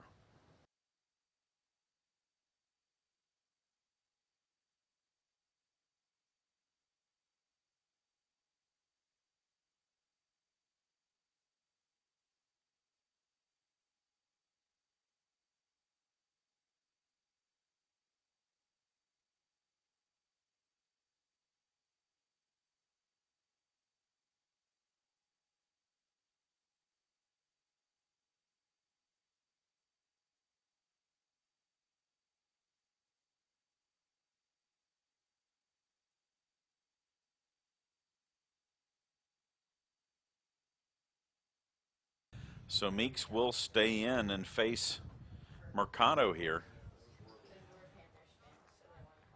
Mercado singled in the second, lined out to second base in the third, so he's 1 for 2. Meeks' first pitch, upstairs for a ball.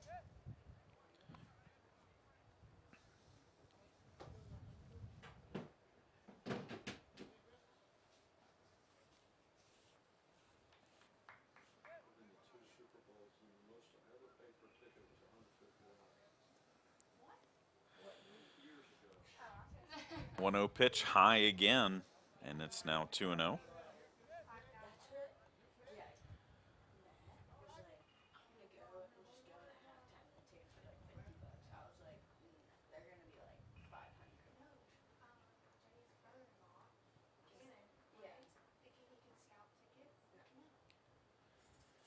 Two balls, no strikes. Meeks with the pitch. That is a strike to Mercado. And it's 2-1.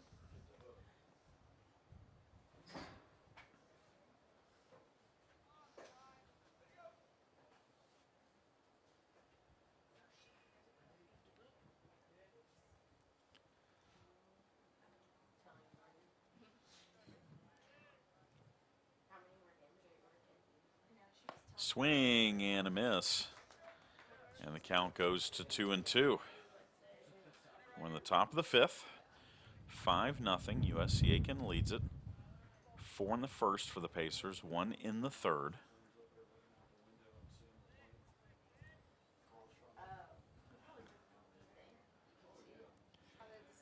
The 2-2 pitch from Meeks. Swung on and missed, strike 3, and Meeks strikes out at 9th batter of the game, and we head to the bottom of the fifth.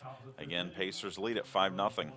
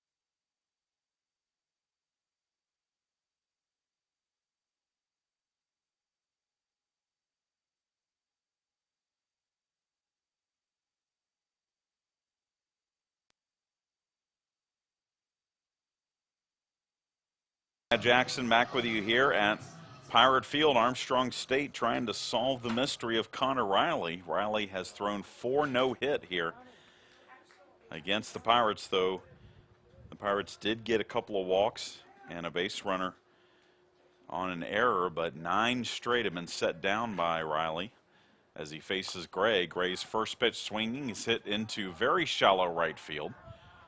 Goings calls off the second baseman, Mercado, and makes the grab for out number 1. And then I'll bring up Will Browning, the catcher.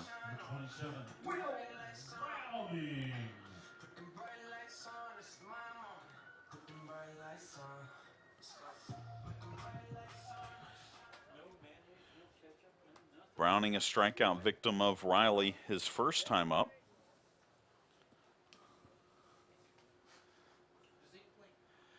Looks at a strike here. And it's 0-1. We told you Meeks was in excess of 100 pitches. He actually finished inning number 5 with 115 pitches.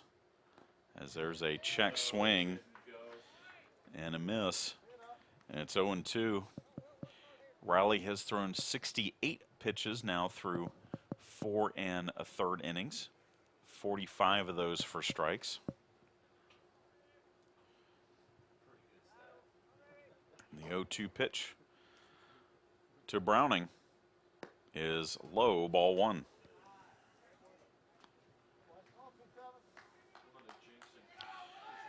Will Browning in his 3rd season with the Pirates. Junior from Hazelhurst, Georgia, Jeff Davis High School product. Started as the 3rd string catcher as a freshman, now the starting catcher for the Pirates this year.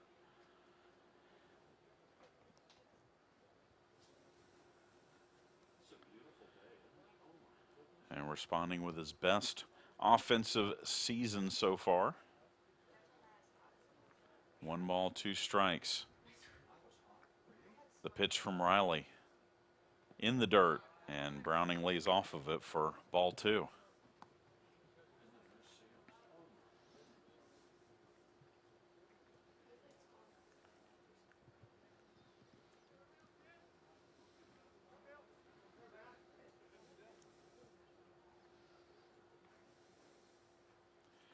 Two-two pitch fouled back.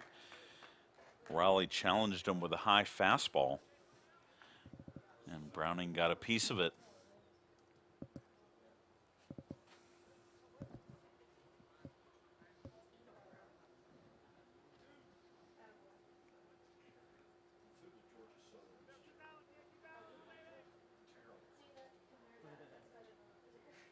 Two-two pitch low, and the count runs full.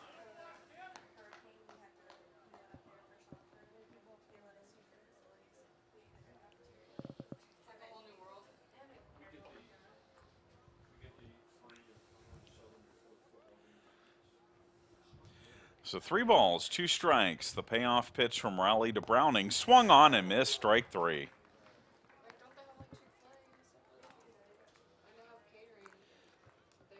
"11 straight now set down by Riley. And it brings up Trey Paluski, who was caught looking by Riley in the 2nd inning.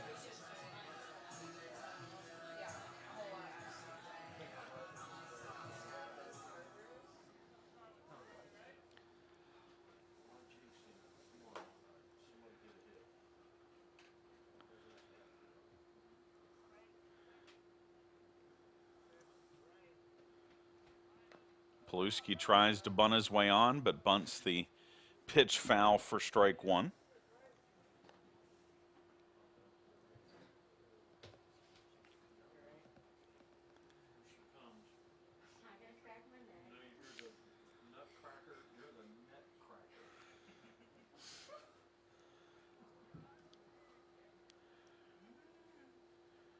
Connor Riley's 0-1 delivery to Paluski. That's in the dirt for a ball. 1 ball, 1 strike on the Aiken native, Trey Paluski.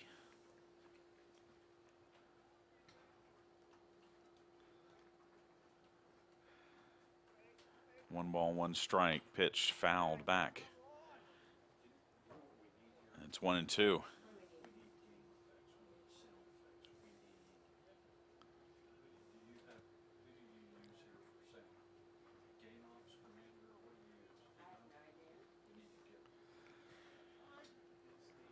So 1 ball, 2 strikes.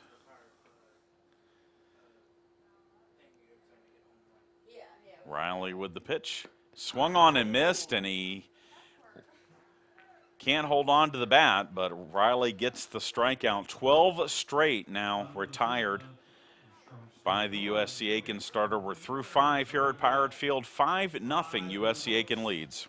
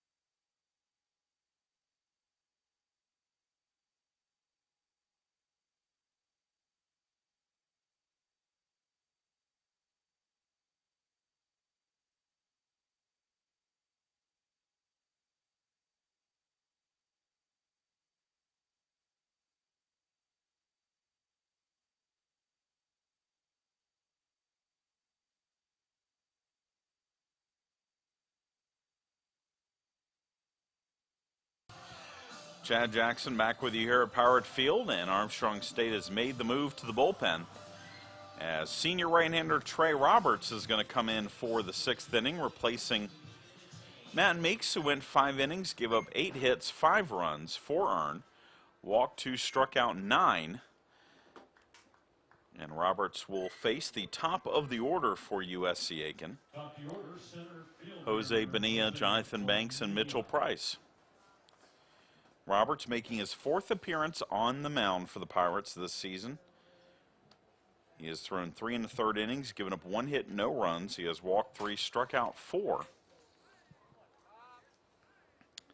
And he faces Bonilla, who is 1 for 3 with a double. Roberts' first pitch is high and outside for a ball. Trey Roberts, the Aiken, South Carolina native, played for 3 seasons at Liberty, mostly as a field player. Played at Aiken High School and was an all-region and all-area honoree as a senior.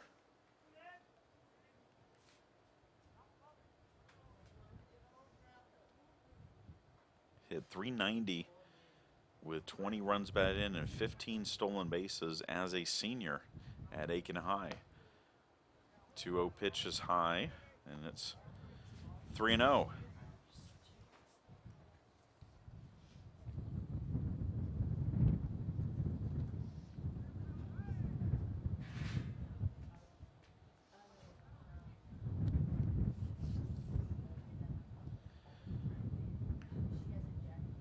And the 3-0 pitch is a strike, and it's 3-1.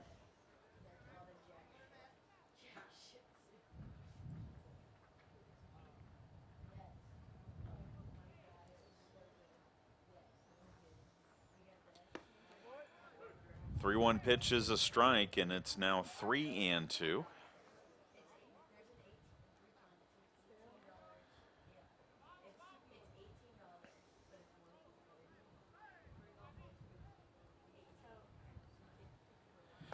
But the 3-2 pitch is well high, and Bonilla draws the leadoff walk from the reliever, Trey Roberts, and it will bring up Jonathan Banks. First baseman Jonathan Banks.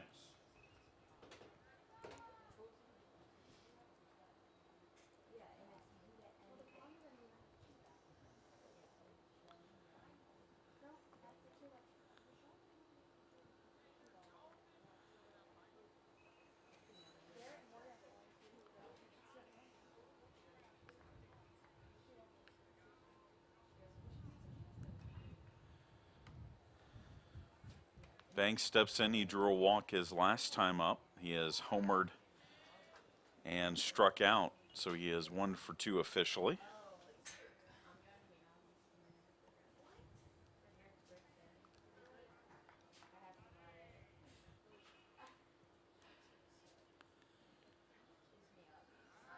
Throw over to first. Bonilla back. We told you Bonilla earlier in the game, the only true threat to steal for the Pacers. He is a perfect 5 for 5 on the base paths.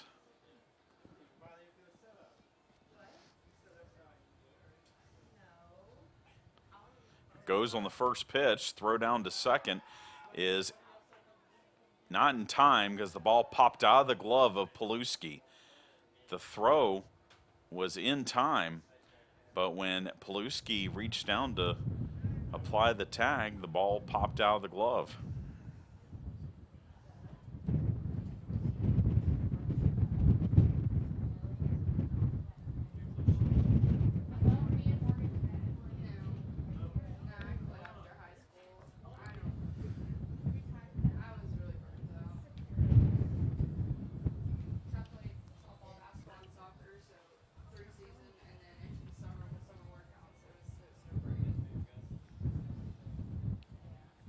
So a 1-0 count on Banks.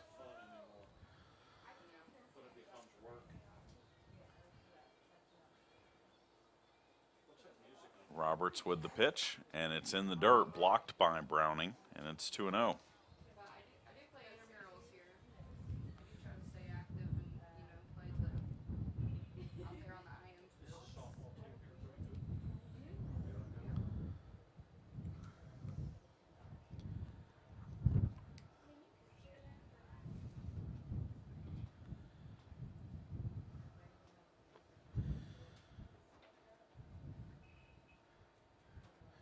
Roberts gets a new baseball from the home plate umpire,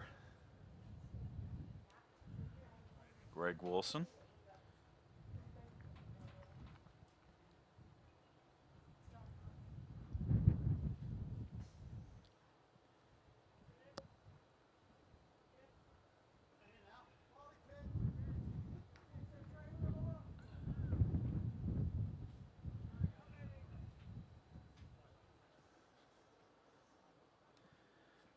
And now the 2-0 delivery to Banks.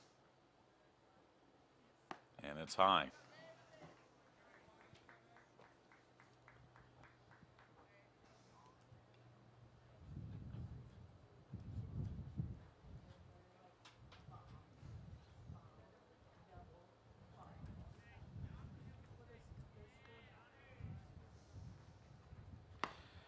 And the 3-0 pitch is inside, and back-to-back walks for Trey Roberts here in the 6th.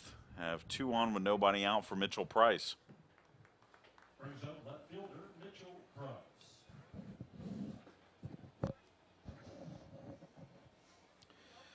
Price 1 for 3, home run in the first, strikeout in the second, pop out in the fourth.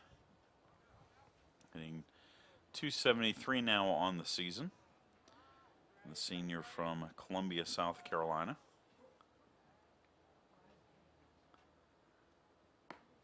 First pitch is inside for a ball.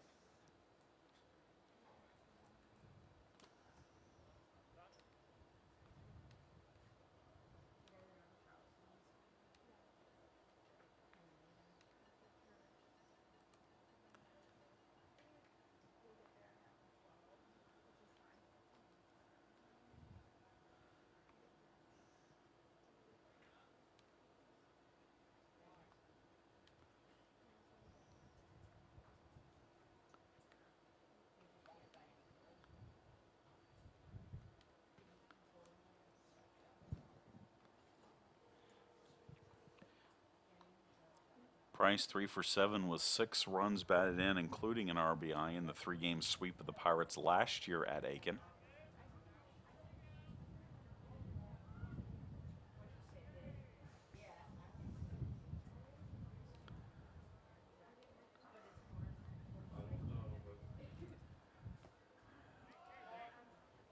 And the pitch is low, and it's 2-0, and Roberts struggling here because he has thrown 6 straight pitches outside of the strike zone.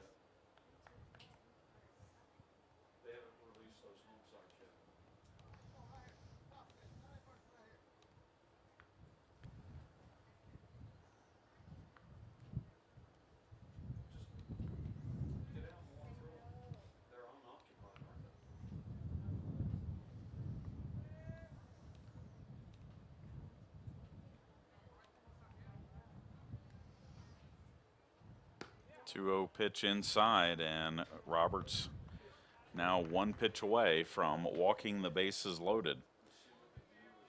He has thrown 13 pitches, 2 for strikes.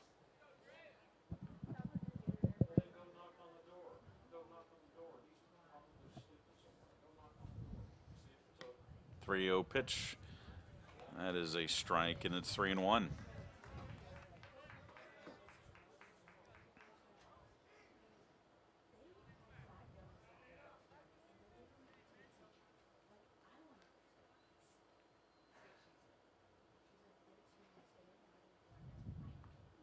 Swing and a pop-up behind the plate.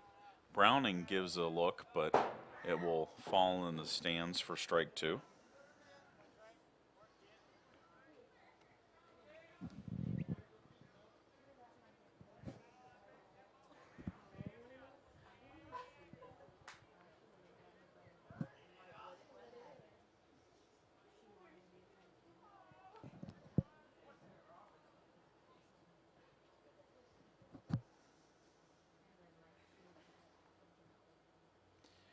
And the 3-2 pitch from Trey Roberts.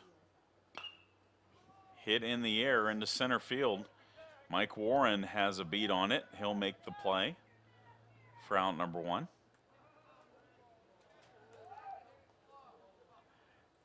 Moving from second to third on the play is Bonilla. And it puts runners at the corners with 1 out for Zach Moon.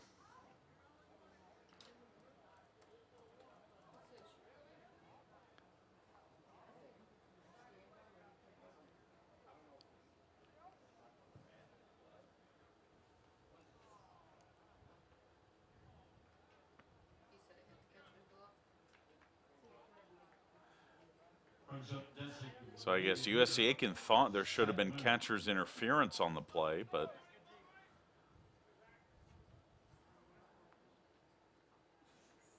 no agreement there between the umpiring crew, and so now Moon will bat.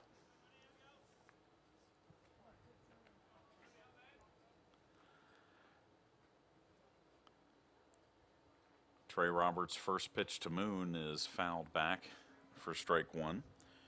Moon has doubled, struck out, and walked, so he is 1 for 2 today.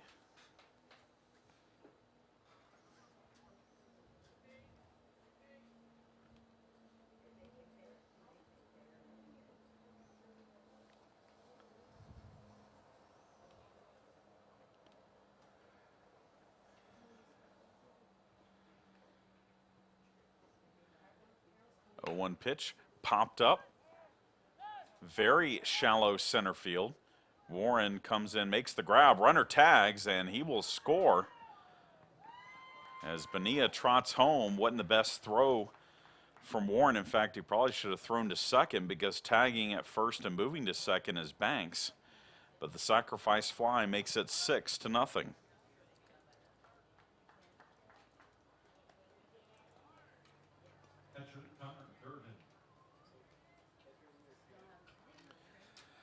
So now 2 down for Connor Durden, the catcher, who is 1 for 3, a pair of strikeouts and a 2-run homer.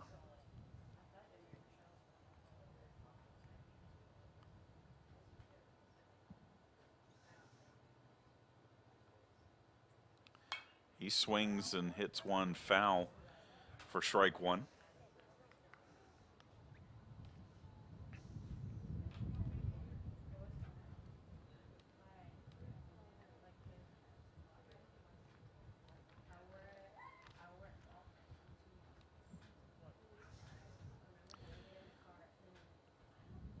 Durden out of Jacksonville, Sandalwood High School product, just down the road from the University of North Florida. 0-1 pitch is high for a ball. Durden played at South Georgia State last year. Hit 346 home runs, 14 doubles, and 39 runs batted in.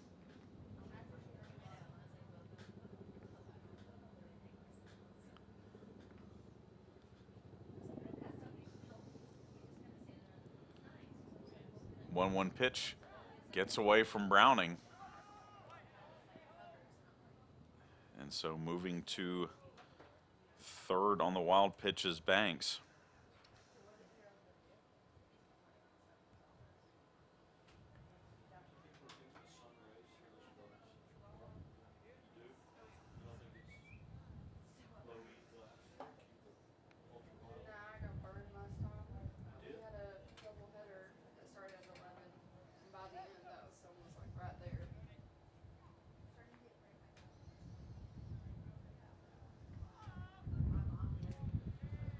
Two balls, one strike.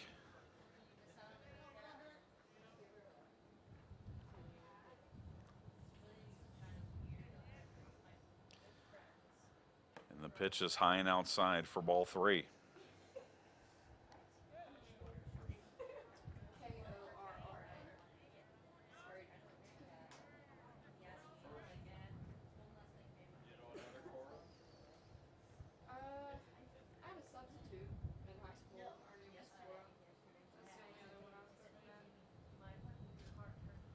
Three-one pitch popped up into left field.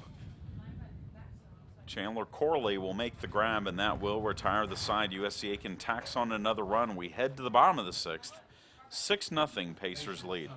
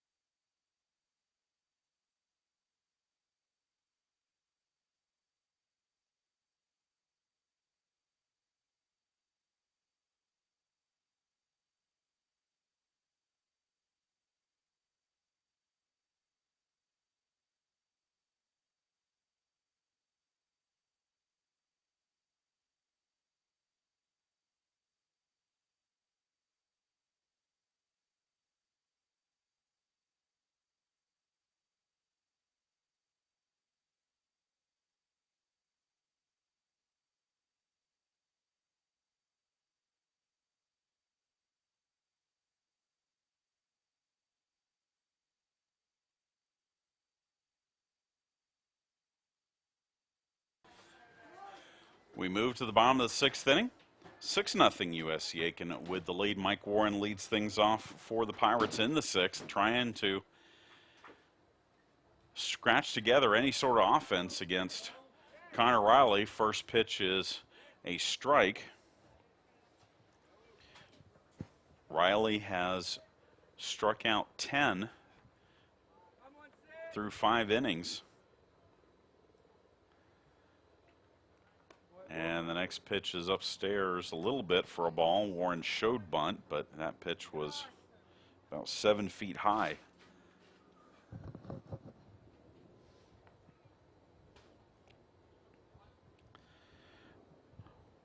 Warren has yet to put a ball in play against Riley. Struck out twice as that pitch is low.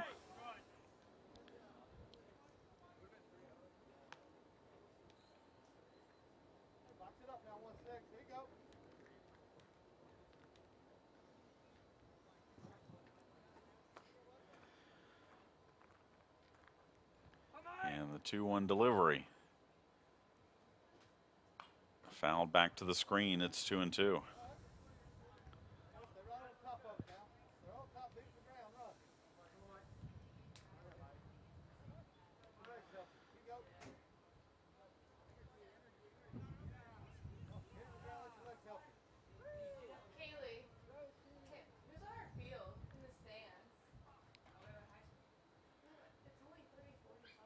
And the 2-2 pitch is low, so the count runs full now. On junior Mike Warren, the center fielder. Leading things off here in the bottom of the 6th. Again, 6-0 our score. 8 hits for the Pacers, none so far for the Pirates, and each team has 1 error. As that pitch is low for ball 4, and Warren draws the leadoff walk. Third walk of the game issued by Riley. And it brings up Chandler Corley, who has struck out and flied out.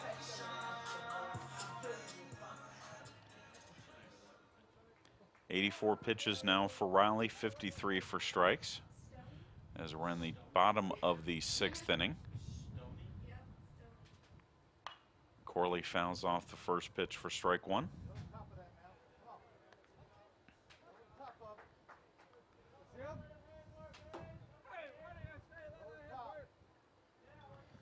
Wind continues to blow out to left.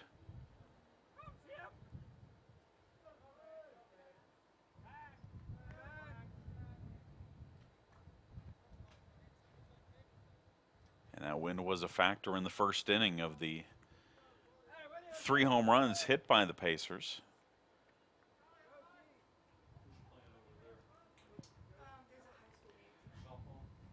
Runner goes on the pitch. Throw down to second is not in time. The pitch was a strike, so it's an 0-2 count on Corley, but Mike Warren has the stolen base, and that is the 8th steal of the year for Warren. He's now in scoring position.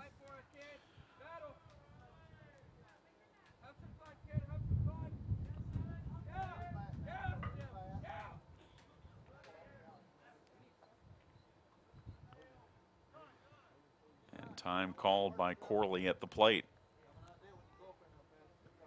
First time the Pirates have had a base runner at second since the first inning, when the Pirates got a 2-out walk and an error.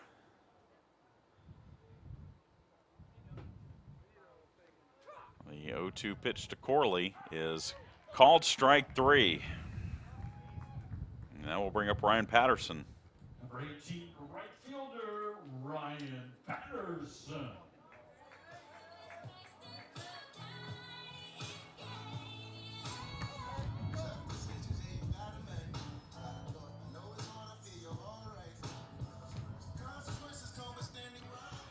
Patterson steps in, drew a walk, and fouled out to left in his 2 plate appearances.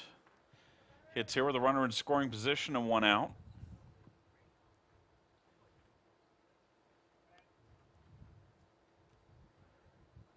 First pitch is low for a ball to Pay, the senior from Snellville.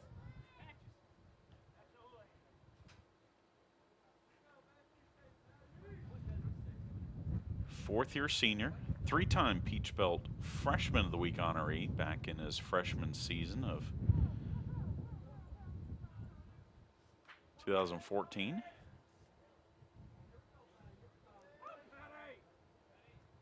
Riley with the 1-0 pitch, and that is low and in for ball 2.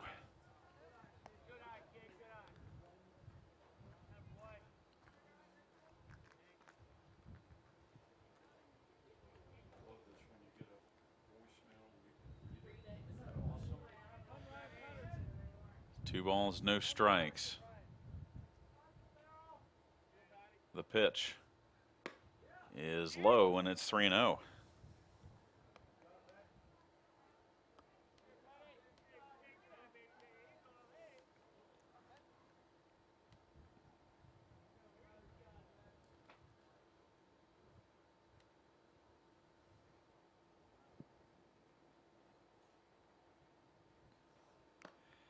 Three-zero pitch, that is a strike.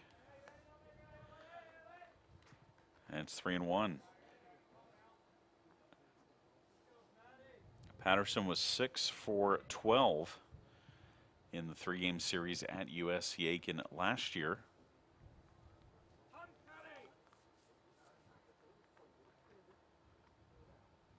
And the 3-1 pitch downstairs here, and so 2 walks in the inning for the Pirates against Riley, and it brings up Zach Goebel. Designated hitter number 32, Zach Goebel. Goebel has flied out to right and reached on an error.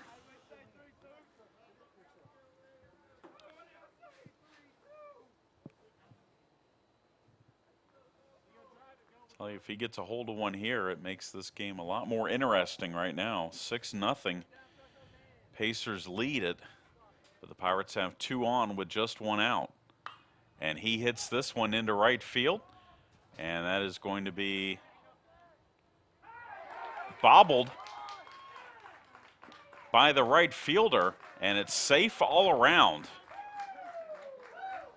It was a long run for Niall Goings to get to the ball, and it was up against the line. The wind definitely affected that,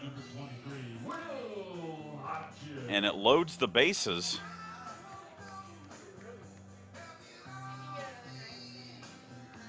For Will Hodges, and we're going to get a visit to the mound for USC Aiken here. We'll take a short break and come back.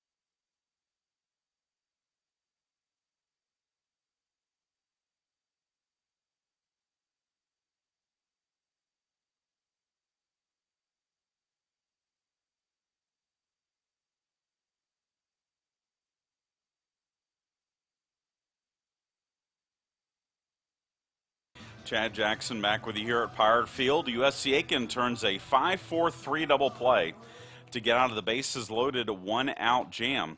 And we go to the top of the 7th inning with the Pacers still holding a 6-0 lead, and Trey Roberts will face the 6, 7, and 8 hitters in the order for USC Aiken. Right fielder, Niall Goings, Dalton Weeks, and Tyler Ammerman scheduled to bat for the Pacers in the top of the 7th. Goings is 0 for 3. He has popped out twice and reached on an error. And Trey Roberts' first pitch to him is inside for a ball. Roberts gave up a run in the 6th, walked the first 2 batters in the inning. There was a pass ball, as there's a strike, making it 1-1, and a sacrifice fly tacked on a run. It's 6-0. 4 runs in the first, 1 run in the 3rd, and 1 in the 6th for the Pacers. As Roberts' next pitch is high for ball 2. Again, 1 game tomorrow here on Saturday. 1 p.m. start for the Pirates and the Pacers as that pitch is fouled off. And then we'll wrap it up on Sunday. Tomorrow, the Armstrong State women's tennis team returns to action. The men's and women's tennis teams swept a dual match from Tiffin University on Wednesday. Pirates will play Clayton State on Saturday, Montevallo on Sunday. Those are Peach Belt schools that have just women's tennis. As that pitch is high. If you're wondering about the men, they will take on Northwood out of Michigan on Sunday.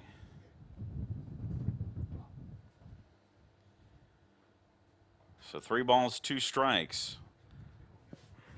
The pitch from Roberts. High, ball 4. 3rd walk of the game for Roberts, and the 2nd straight inning in which the Pacers have had the leadoff batter on via walk. And it brings up the 3rd baseman, Dalton Weeks, who is 1 for 3 with an RBI single.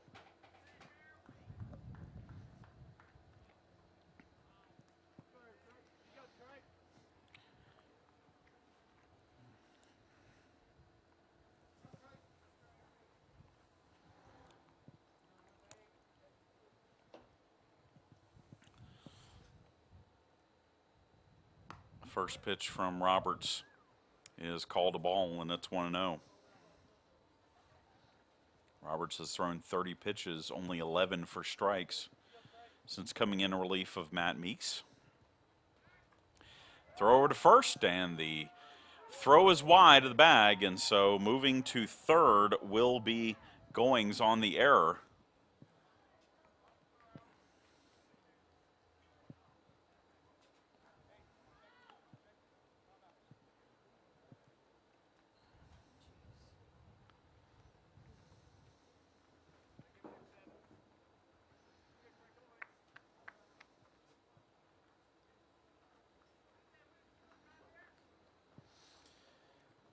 And so now Weeks has a RBI opportunity with a runner on 3rd, less than 2 out.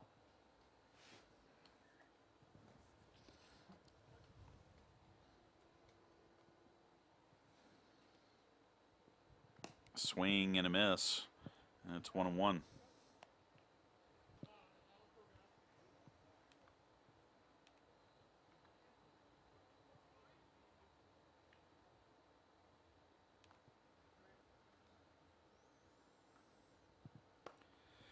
One pitch, that is a strike.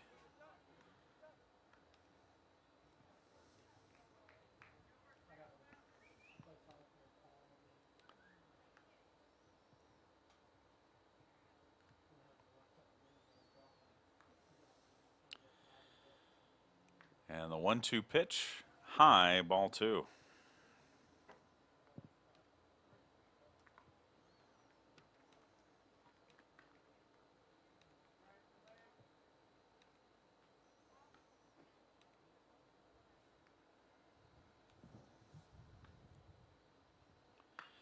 Little check swing pop-up, foul territory, but Slaughter and Roberts both converge, can't make a play on it.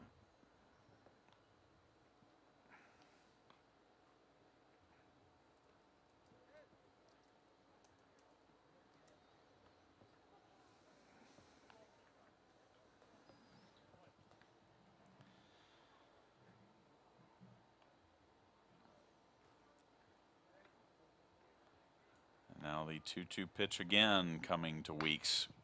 Hit into center field, and that's a base hit. And 1 run will score. It's 7-0.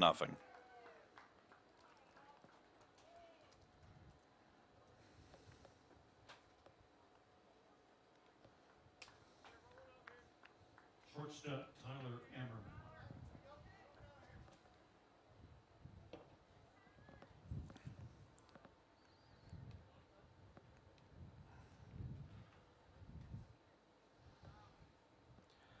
So we'll bring up Tyler Ammerman, who doubled his last time up. First pitch to him from Roberts, low for a ball. Ammerman 1 for 3. Had a home run in the series last year against the Pirates.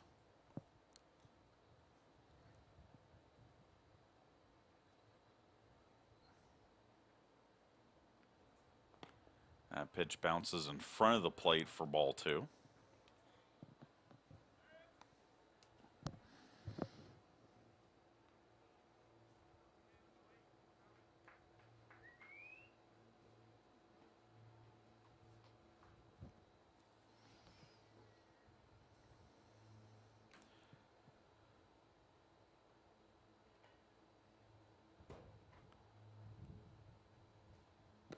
Two-0 pitch, strike at the knees. And it's 2-1.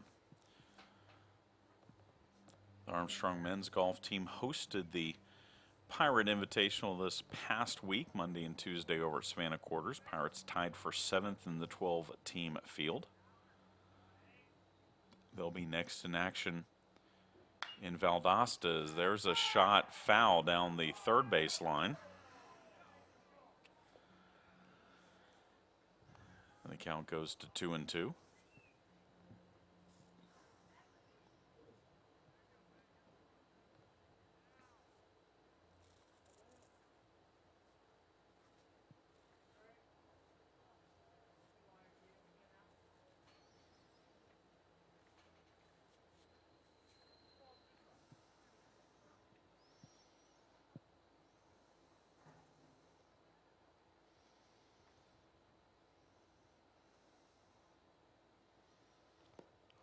And the 2-2 pitch in the dirt makes it 3-2.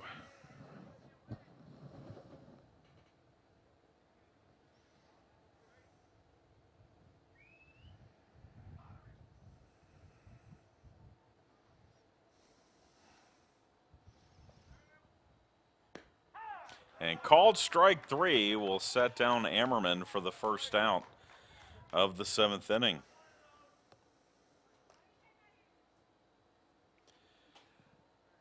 And then we'll bring up a new hitter for USC Aiken.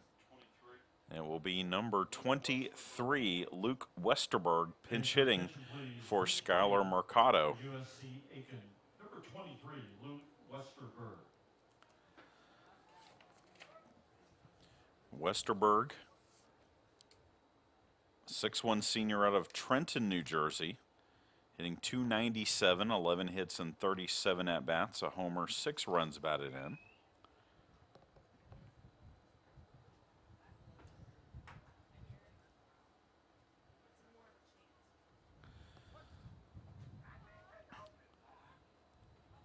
Bats against Roberts with 1 on, 1 down, and 1 run in the 7th. He swings and misses at the first pitch for strike 1.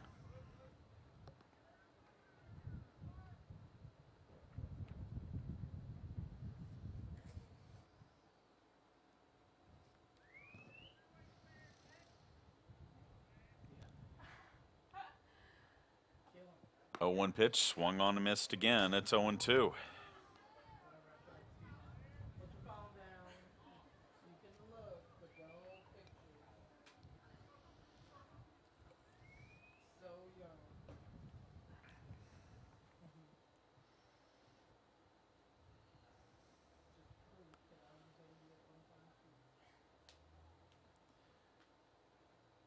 And the 0-2 pitch called strike 3. So after giving up the run,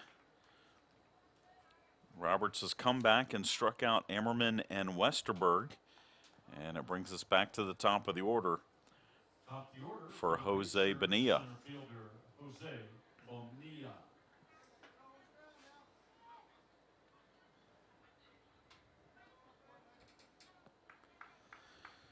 Bonilla walked and scored in the 6th. He is 1 for 3 on the day.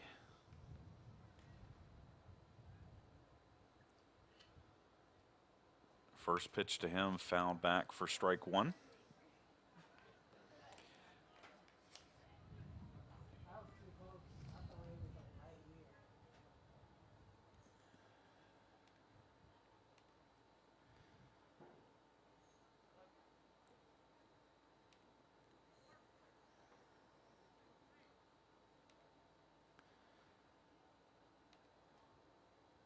Runner goes on the pitch. Throw down to second is not in time. And so with a 7-0 lead in the 7th, USC Aiken's Dalton Weeks decides to steal second. And it's a 1-1 count on Bonilla.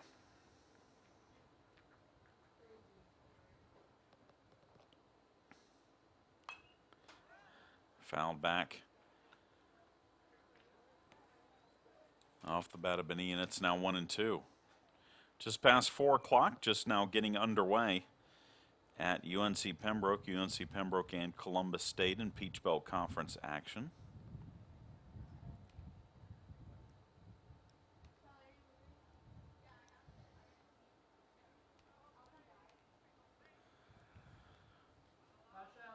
The 1-2 pitch from Roberts.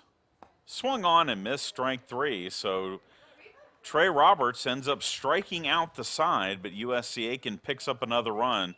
It's the 7th inning stretch. Stand up wherever you are. Pirates trail 7-0.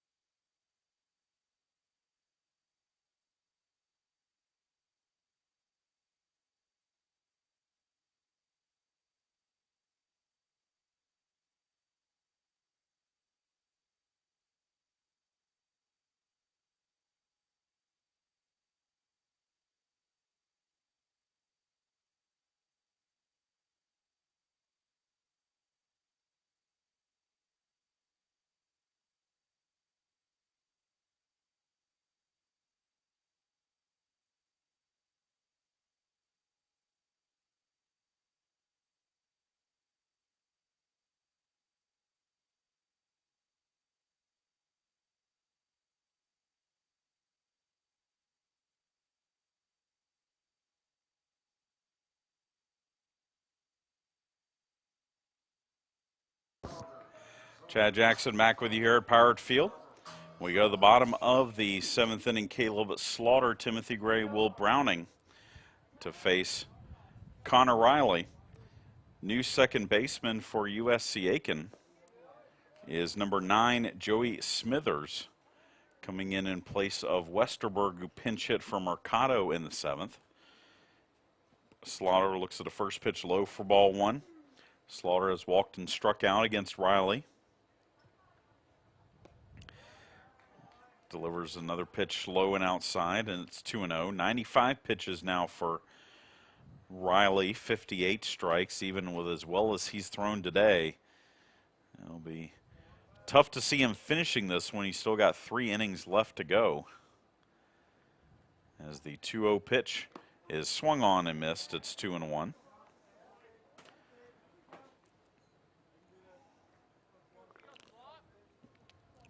Three more innings would get him up around 120, 130 in the pitch count, and it's still early in the season. The 2-1 pitch, that's a strike, and it's 2-2.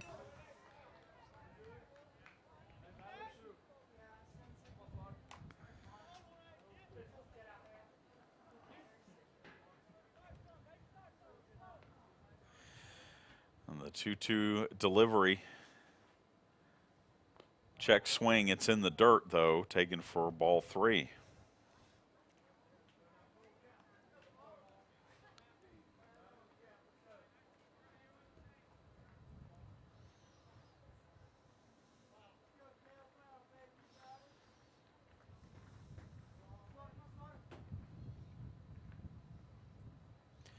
And the 3-2 pitch is in the dirt, and that is ball 4. And Riley, who has, again, struck out 11 through 6 innings, has now walked 5. And it brings up Timothy Gray, who has flied out to right twice against Riley.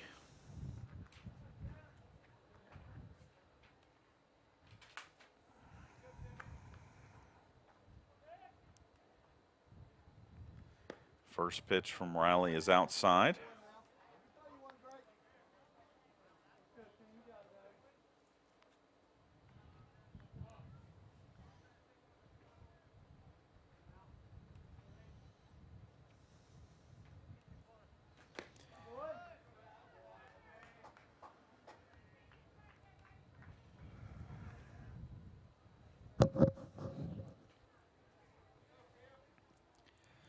Two balls, no strikes. The count on freshman Timothy Gray.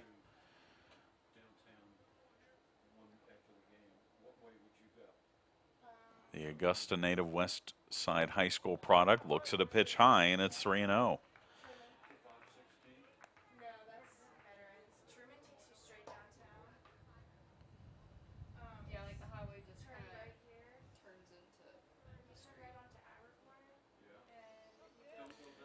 So 3 balls, no strikes.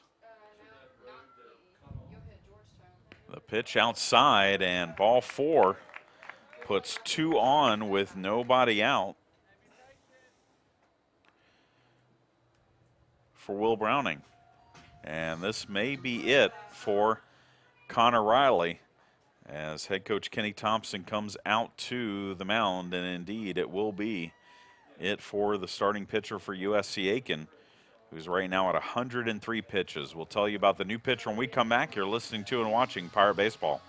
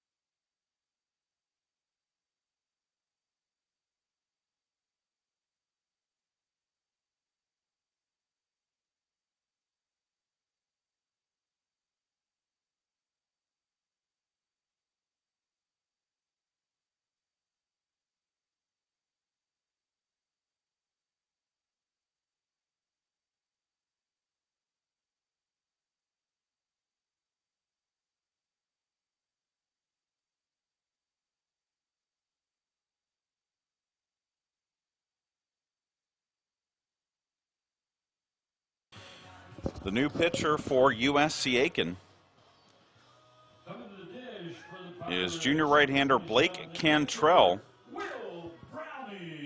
Aiken native and Spartanburg Methodist product, making his 8th appearance of the year. No record, a 1.42 earned run average. He's thrown 6 1/3 innings, given up just 2 hits. He has walked 4, struck out 9, and he faces Will Browning, who bats with the runners at first and second, nobody out. Looks at ball 1. Browning struck out twice against Riley. Takes this pitch low, and it gets away from the catcher. So Gray and Slaughter each move up a base, and the Pirates now have a pair of runners in scoring position.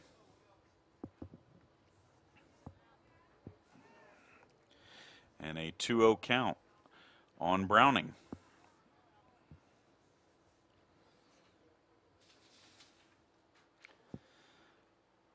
.20 pitch, that's a strike from Cantrell.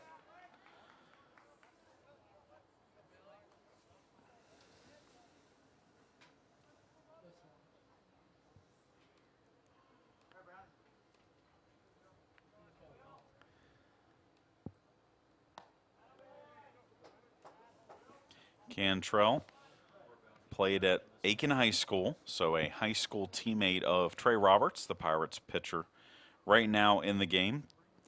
Pitched in 3 games last year as a sophomore for the Pacers. As 3-1 pitch is high, and the bases are now loaded for Trey Paluski. Coming to the plate, Pirates second baseman, Trey Paluski.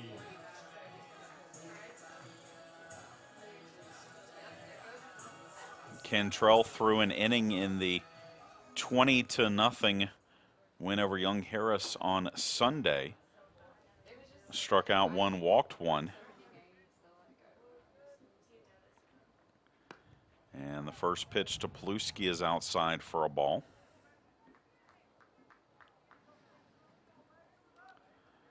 Paluski has struck out twice.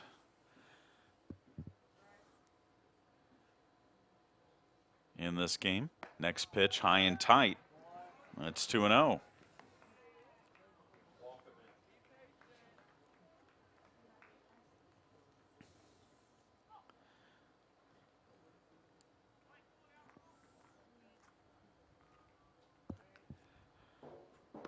.20 pitch is a ball, and it's 3-0.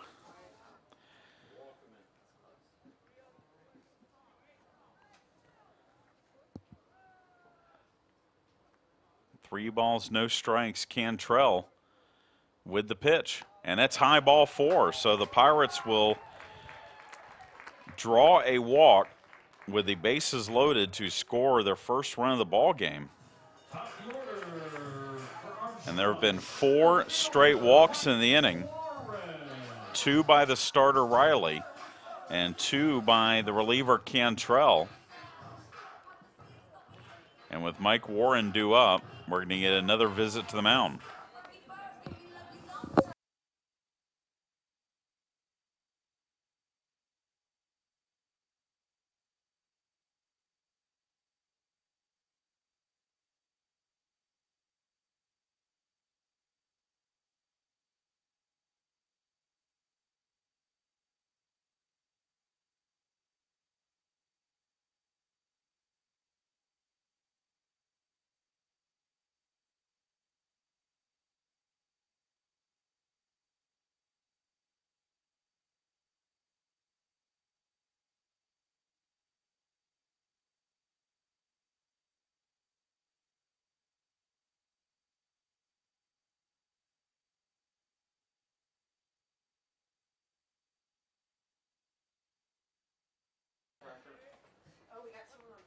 So Mike Warren steps to the plate with the bases loaded, looks at a first pitch strike from Blake Cantrell.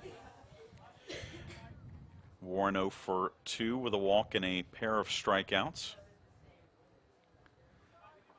Bases full, 1 run in, it's 7-1. And Warren hits this one into right field, and that will be caught. And that'll be the first out of the inning.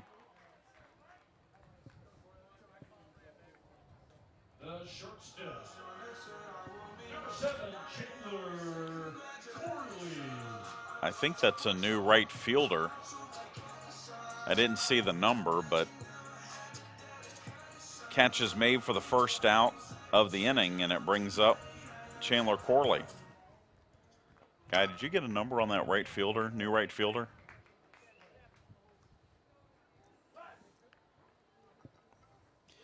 Corley steps in, 0 for 3, looks at a first pitch strike from Cantrell.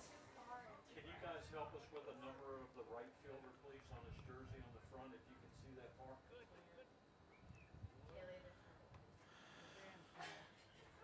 Gray is on at third. Browning on at second.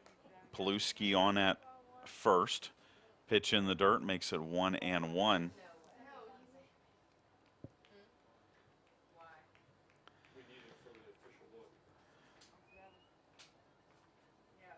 One pitch, and Corley fouls it off, and it's 1-2.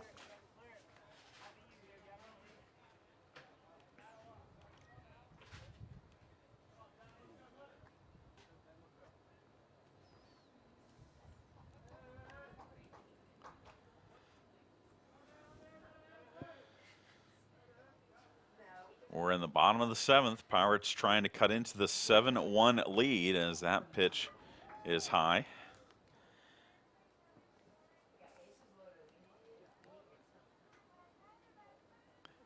And it's 2-2.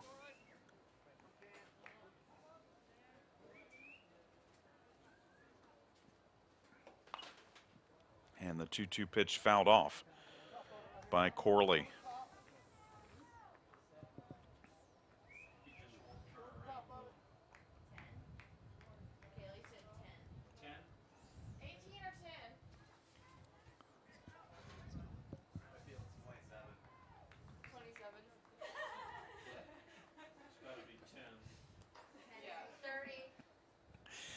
Swing and a shot foul again off the bat of Corley.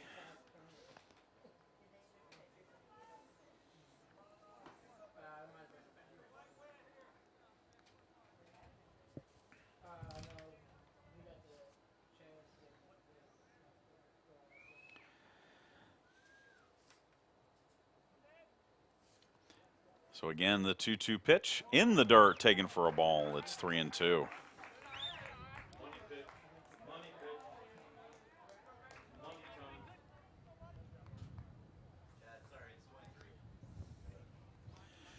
So that makes sense. Luke Westerberger came in as a pinch hitter, stays in the game and plays right field. And so Smithers is the second baseman, but he's in the 6th spot in the order. As that pitch fouled off. And try and get the official book sorted out here. But again, Corley with a good at-bat here, battling against Cantrell with the bases full. Trying to bring home a run or two for the Pirates. As that one again is fouled off, but this one is going to be caught by the first baseman in foul territory, and Banks makes the grab for out number 2.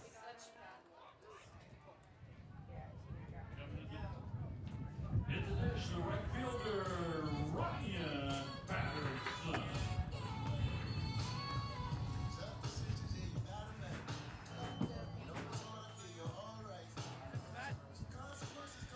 So that'll bring up Ryan Patterson, who had a grand slam here on Wednesday against USC Beaufort.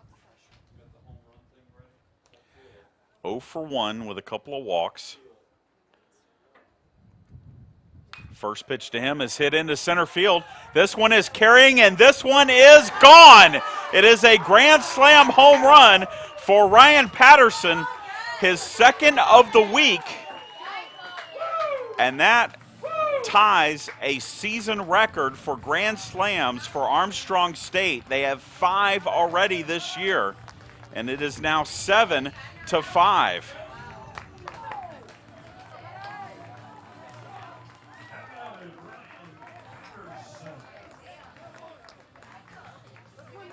And Ryan Patterson has energized the crowd here with his second straight game with a Grand Slam home run.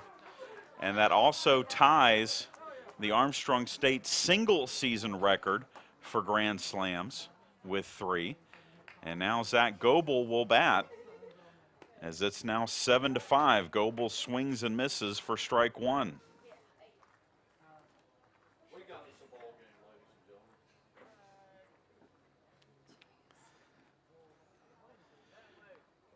Next pitch is inside. It's 1-1 on Goebel, who singled to very shallow right field his last time up. He is 1 for 3. Swing and a shot to short. Long throw to first is in time for Ammerman, and that retires the side, but not before the Pirates plate 5. And we have a new ball game here, folks. We head to the 8th. Our score, USC Aiken 7, Armstrong State 5.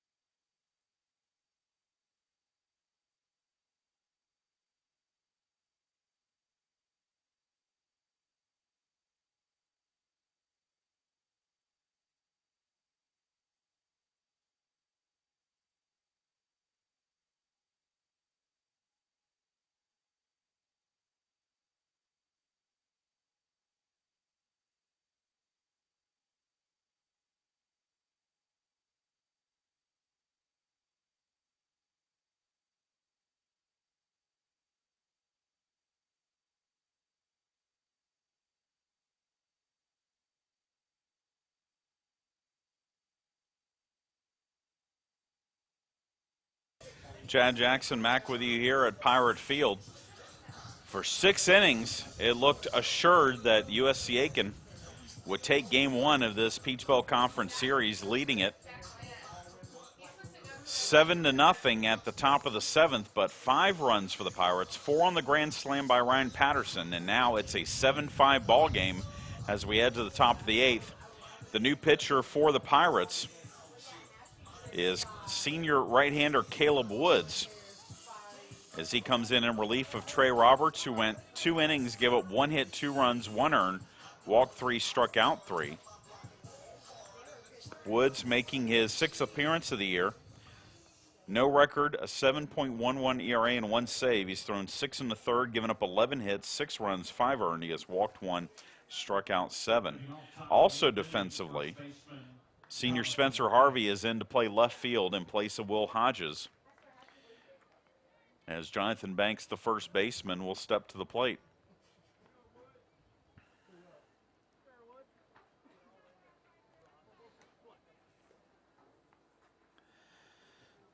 Banks has walked the last 2 times he's been up. He is 1 for 2 officially with a solo home run.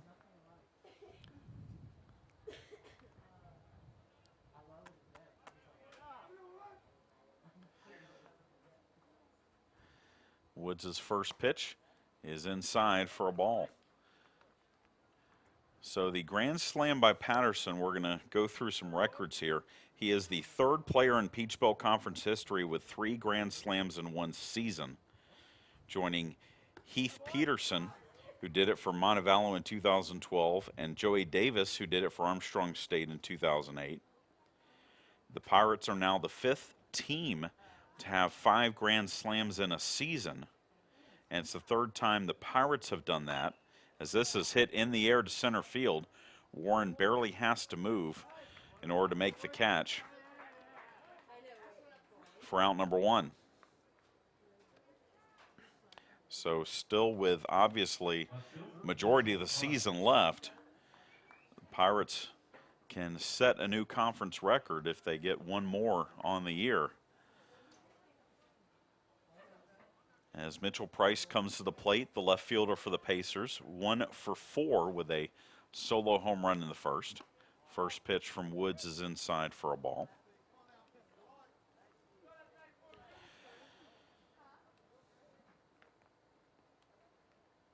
Woods, the 6'1", fifth-year senior from Ackworth, Georgia, delivers a pitch inside. Price showed bunt, but took it for ball 2.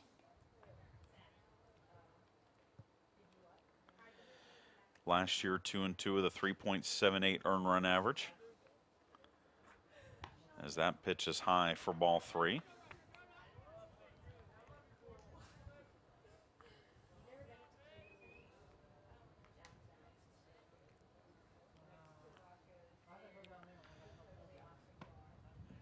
The 3-0 pitch is inside for ball 4.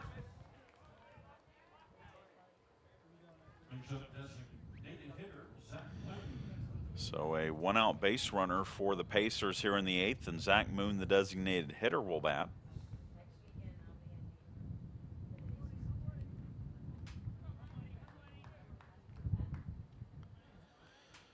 Moon drove in a run with a sacrifice fly his last time up.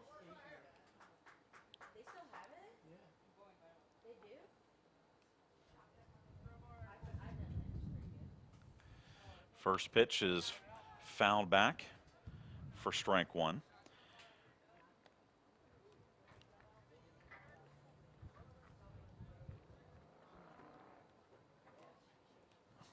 Woods pitching in his 63rd game of his career. He is now 6th all-time at Armstrong State in career games pitched. As the next pitch is low for ball 1. The next game that Caleb gets in after today, he will tie Shane Shelton, who threw in 64 games between 1997 and 2000. 1-1 pitch, swing and a miss, and it's 1-2. Not out of the realm of possibility that Caleb can reach the career record of 85 games pitched. That was Zach Shelnut from 2001 to 2004. 1 ball, 2 strikes. The pitch from Woods outside for ball 2.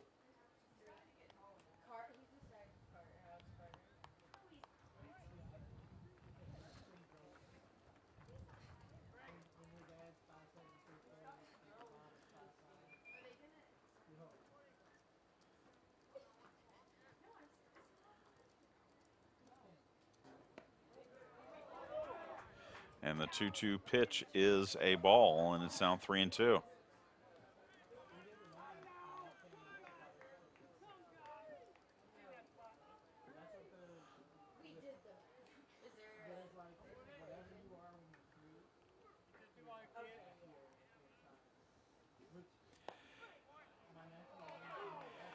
And the check swing on the pitch that was a little bit low will now put runners at first and second with 1 out, and we're going to get a pinch runner at first base. Anybody got a number on the runner at first base, please?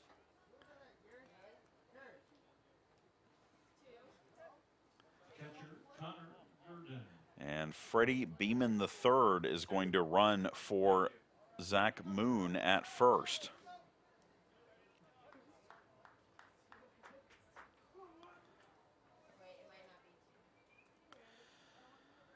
And that'll bring up the catcher, Connor Durden. And the first pitch to Durden gets away from the catcher, Browning, and makes it all the way to the backstop, and the runners will advance.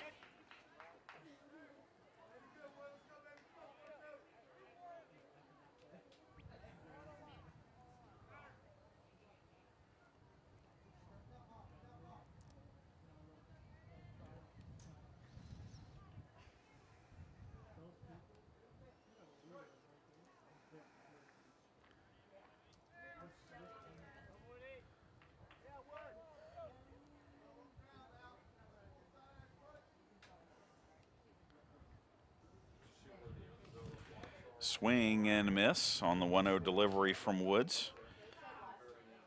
Makes it 1-1.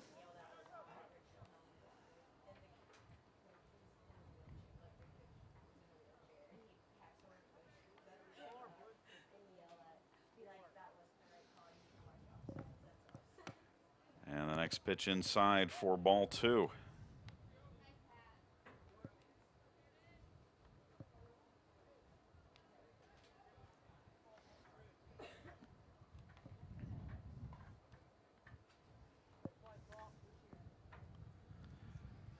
Two balls, one strike. Senior Caleb Woods trying to pitch out of a jam here in the 8th. Swing and a miss.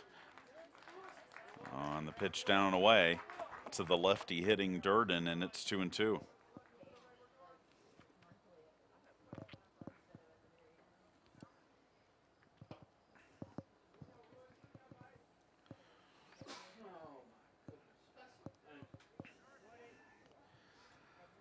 Two balls, two strikes.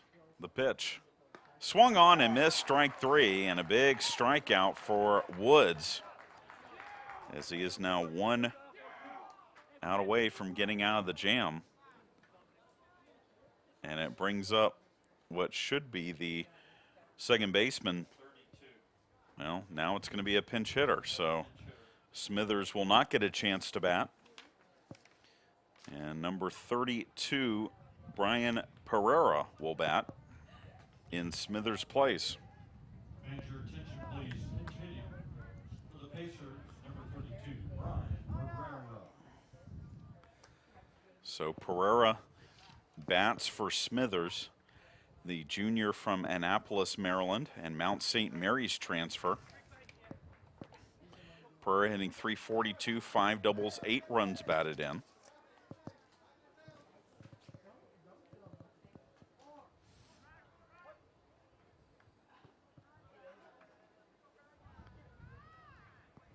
Woods' first pitch is a strike.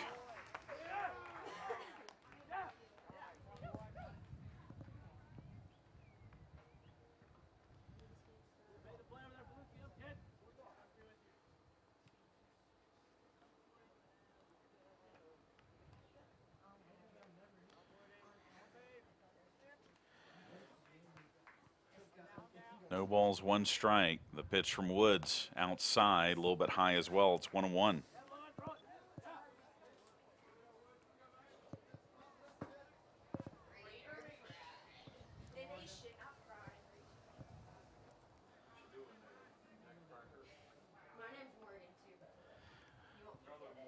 One ball, one strike. Woods with the pitch. And that is hit in the air into right field. And Ryan Patterson is going to make the grab, and that will retire the side. So the Pacers threaten, but the Pirates get out of the jam. We go to the bottom of the 8th. Our score, USC Aiken 7, Armstrong State 5.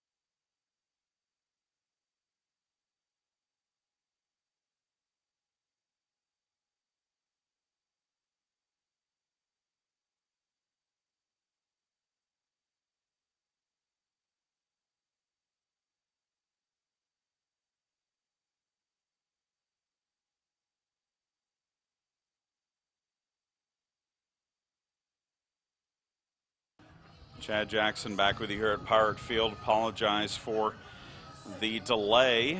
We had a few more defensive changes for USC Aiken, including a new pitcher. Hunter Dollander is now in the game.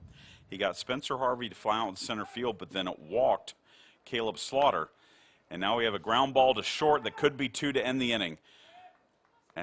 Play at second is out, but safe at first is Gray. So Timothy Gray reaches on the fielder's choice. And there's now 2 down for Will Browning.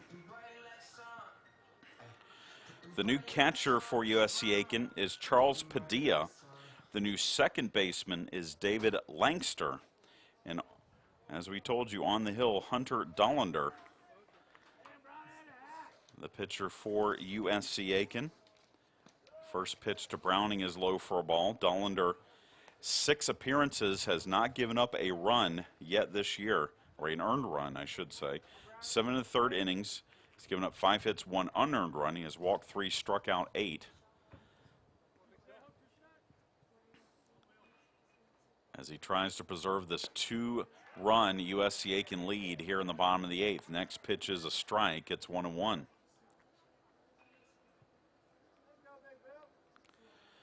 Timothy Gray on at first with 2 down.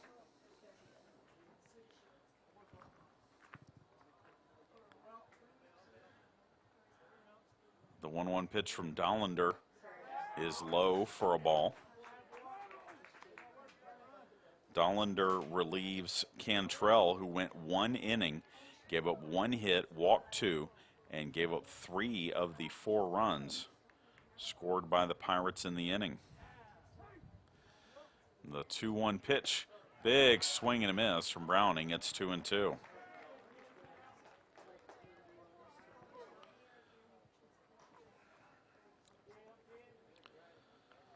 So 2 balls, 2 strikes.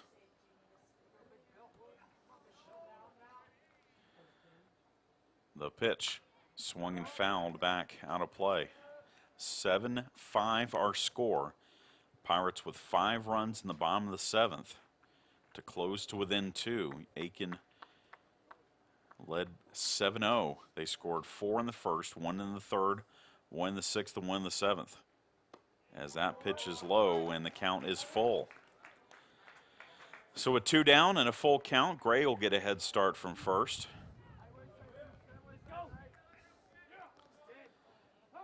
As you would think, Dollander would want to give a pretty good pitcher, don't want to put the tying run on base. Swing and a shot foul down the left side.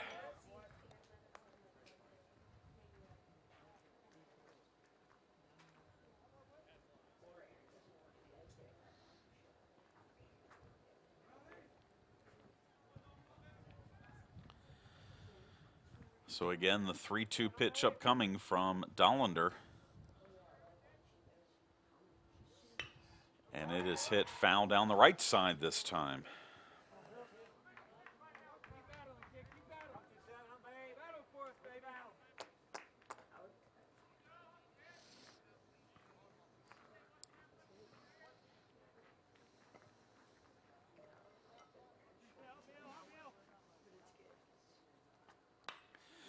Swing and a shot into center field. This one is carrying, and this one is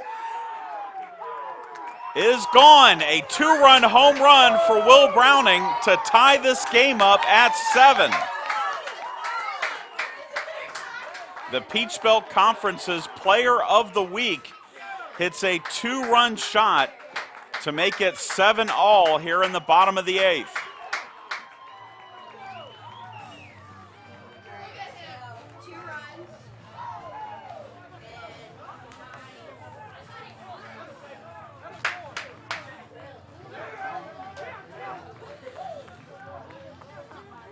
So USC Aiken hit 3 home runs in the first inning to build a 4-0 lead. The Pirates have now hit 2 home runs in the last 2 innings, 1 a grand slam, 1 a 2-run shot, and now it's 7-7 as Tyler Epps is going to pinch hit.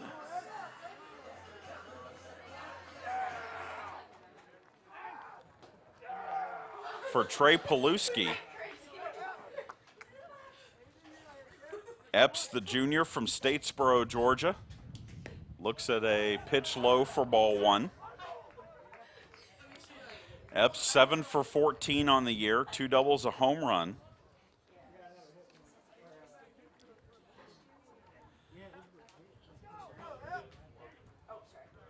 Next pitch is upstairs for a ball. It's 2-0.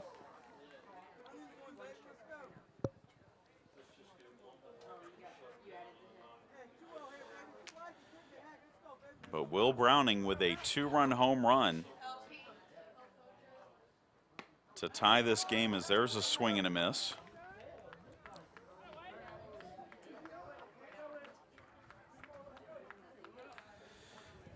And again, Browning, who hit his first 2 collegiate home runs last weekend, picks a really good spot for his 3rd as that pitch is high, and it's now 3-1.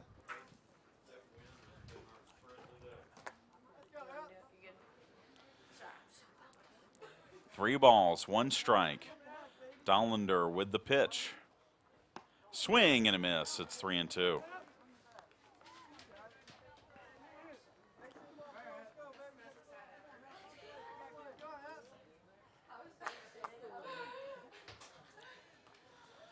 Three balls, 2 strikes. The pitch.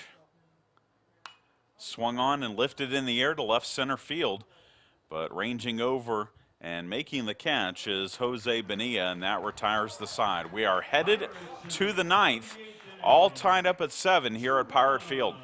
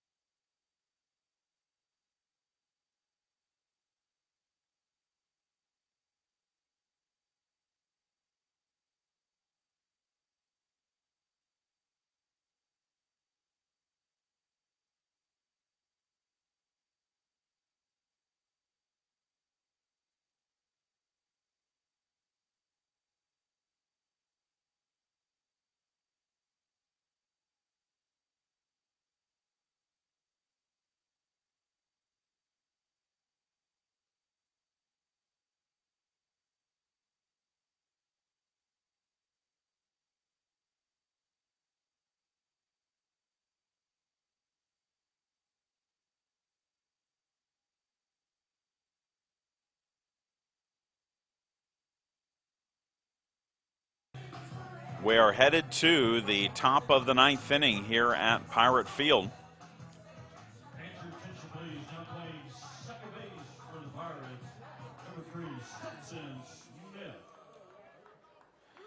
As Stetson Smith will come in and play second base in place of Trey Paluski, who was pinch hit for in the bottom of the 8th.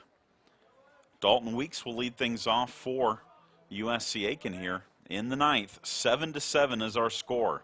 7 runs, 9 hits, 1 error for the Pacers. 7 runs, 3 hits, 2 errors for Armstrong State. And Caleb Woods starts off Weeks with a strike. Weeks is 2 for 4 with a pair of RBI singles, including one his last at bat, as that pitch is high for a ball.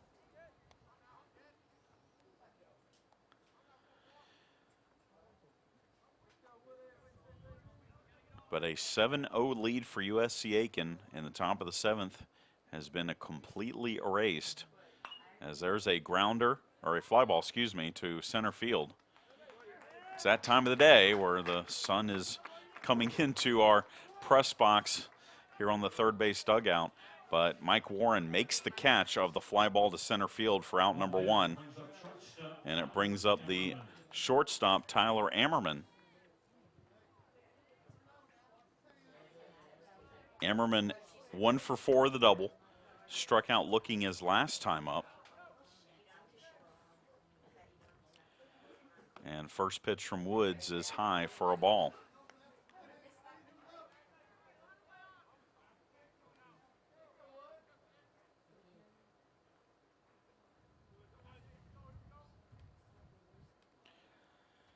Next pitch, strike at the knees. From Woods, it's 1-1.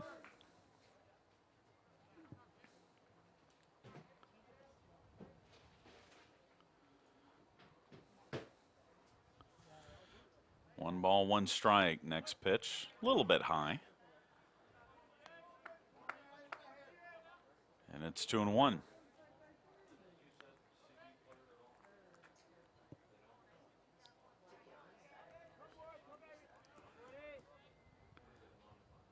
The 2-1 pitch, a little bit inside. It's 3-1.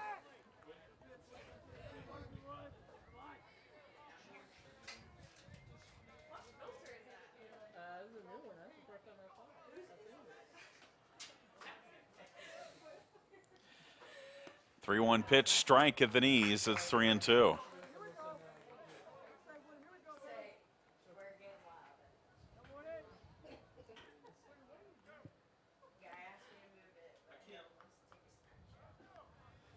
Three balls, two strikes. Caleb Woods with the pitch, and it's high, ball 4.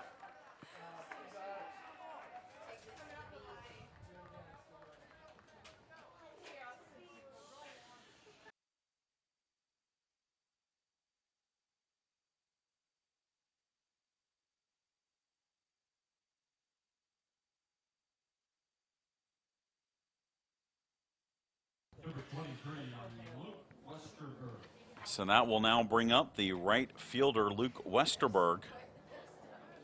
Struck out looking his first time up. He appears a pinch hitter in the 7th inning, then took over in right field. First pitch to him here is outside for ball 1.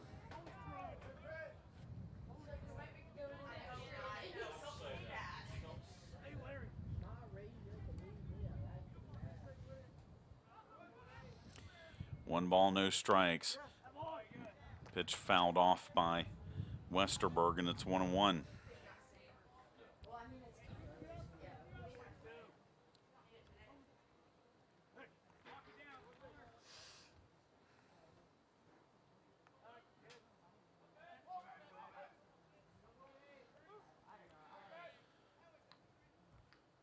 One pitch. Called a ball, and it's 2-1.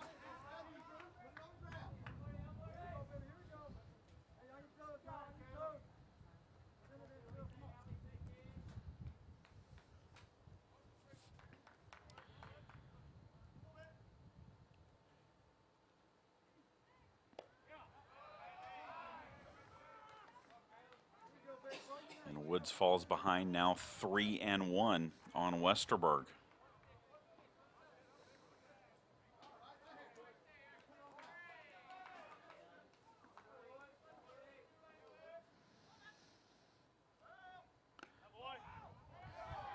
And the 3-1 pitch is called a ball. And just like that, USC Aiken has 2 on with 1 out. And the top of the order coming up in Jose Bonilla.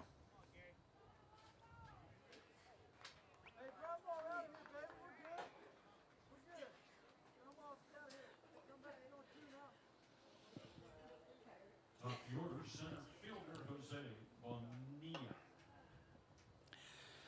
Head coach Calvin Culberson out to the mound to talk things over with Woods. So we'll take a break and come back. You're listening to and watching Pirate Baseball.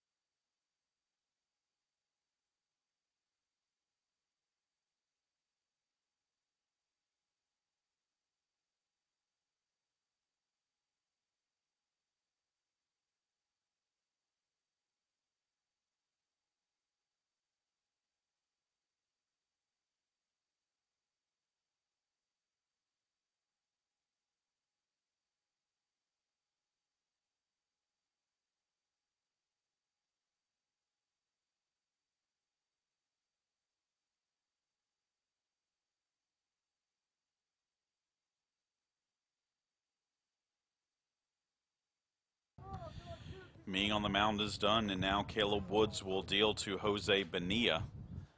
And he swings and fouls off the first pitch for strike one.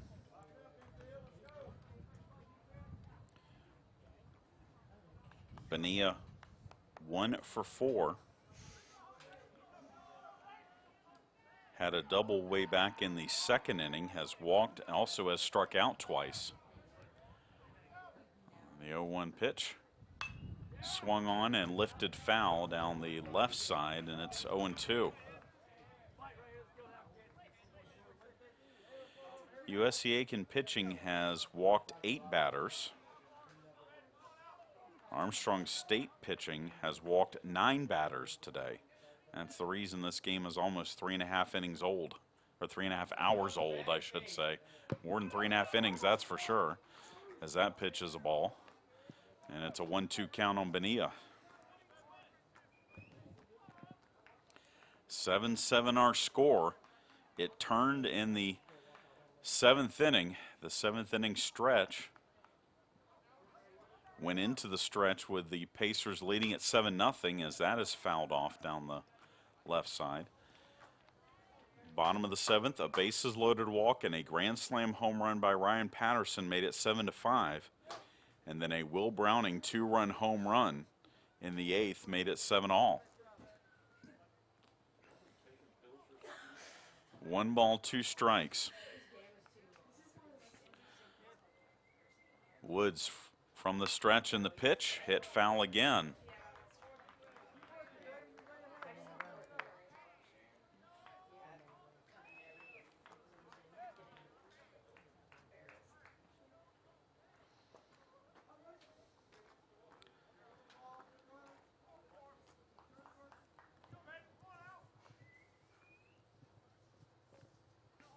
Woods wants a new pitch from Browning, and then time is called by Bonilla.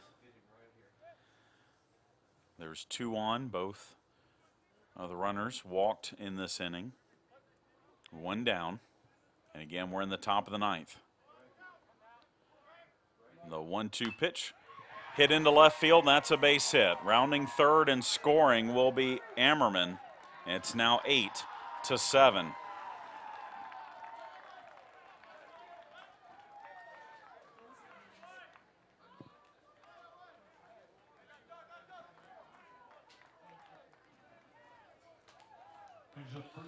So just like that, USC Aiken retakes the lead, and now Jonathan Banks will bat.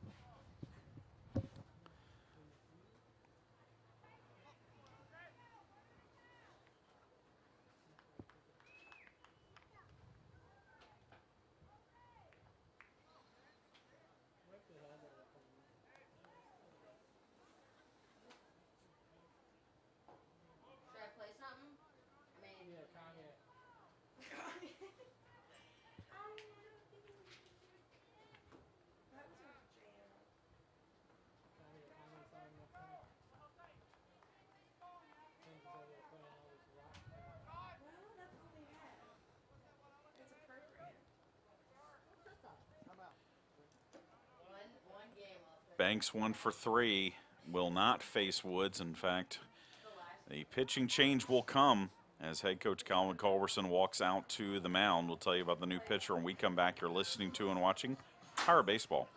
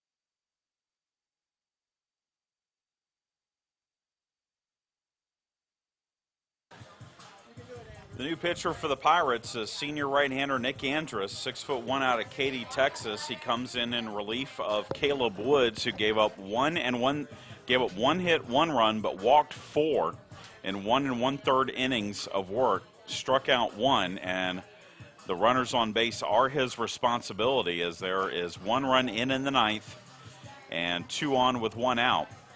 And Jonathan Banks, the first baseman, due up for USC Aiken. And Woods right now the pitcher of record for the Pirates.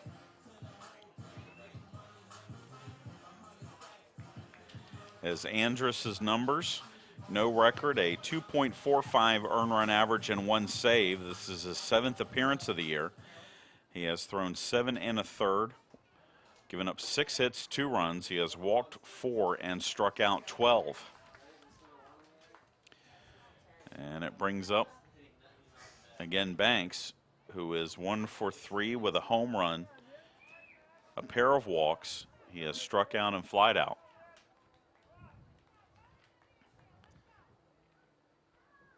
Andrus' first pitch to Banks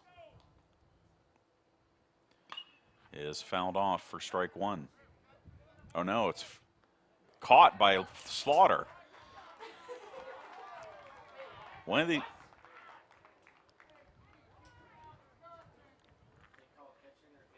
And now they're going to say it is catcher's interference, which will allow Banks to reach. USC Aiken argued this earlier in the game, and this time it is granted, so the bases are now loaded for Price.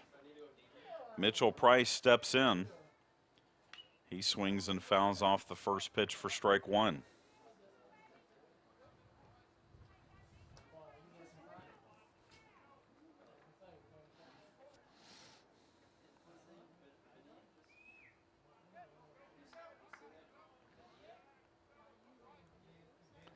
The 0-1 pitch grounded to second. Paluski goes to short for 1, and that's all they'll be able to get, as a run will score. And it's now 9-7.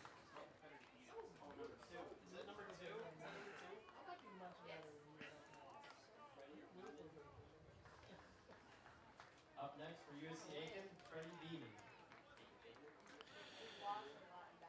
So now the designated hitter, Freddie Beeman II, will bat. Came in as a pinch runner for Zach Moon in the 7th. Looks at a pitch low here for ball 1. Beeman 2 for 4 with 3 runs scored on the year. He is a junior from Dahlonega and a transfer from Georgia Highlands.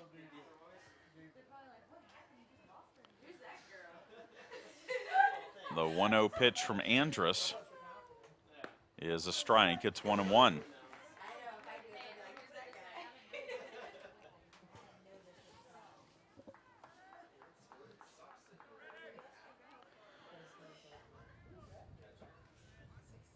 One ball, 1 strike. Swinging a grounder foul down the third base side, makes it 1-2.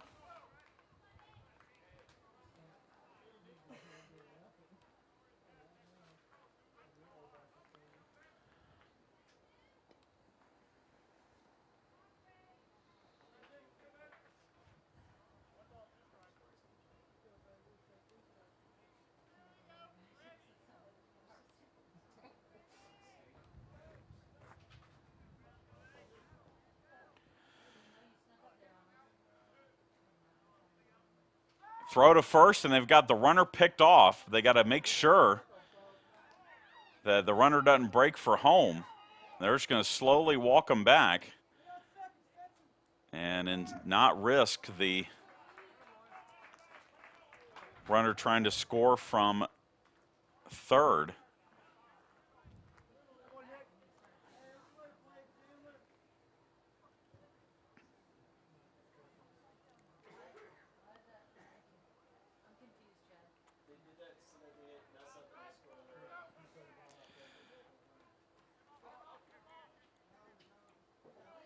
And now the runner is going to take second.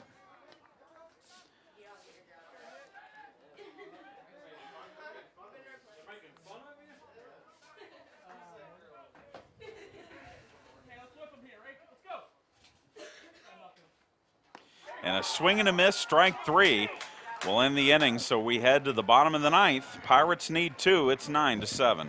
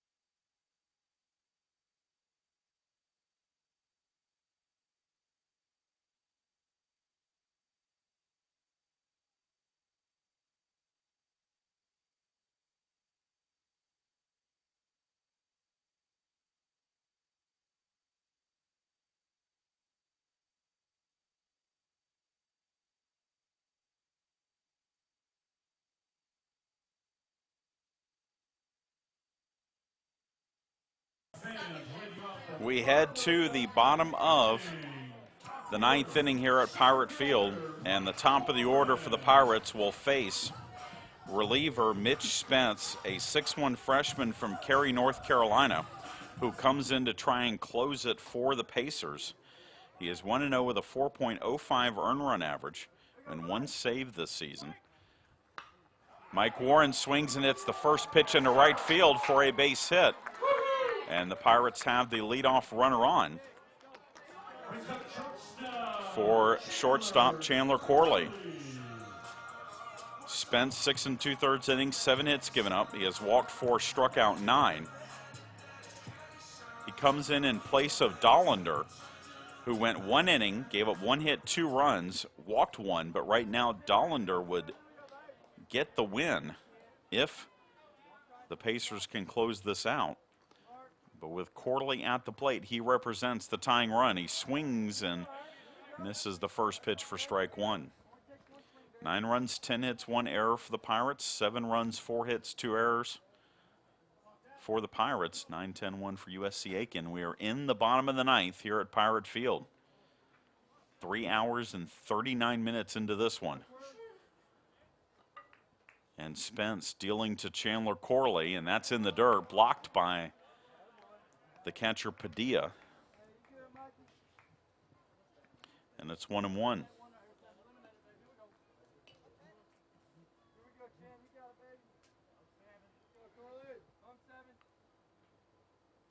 Throw over to first, but Warren back safely.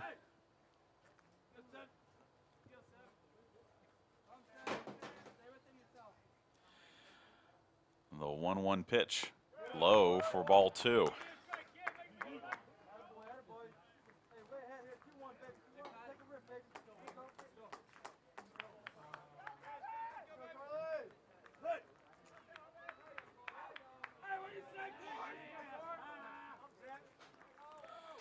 2-1 pitch high for ball 3.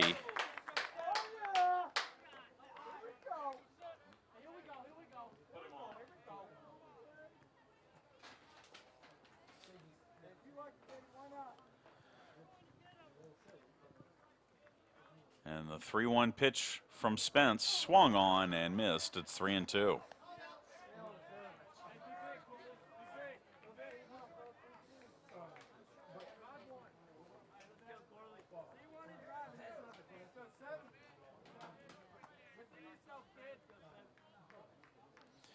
Three balls, 2 strikes. The payoff pitch to Corley swung on and missed. Strike 3. So first out of the inning, and it brings up Ryan Patterson.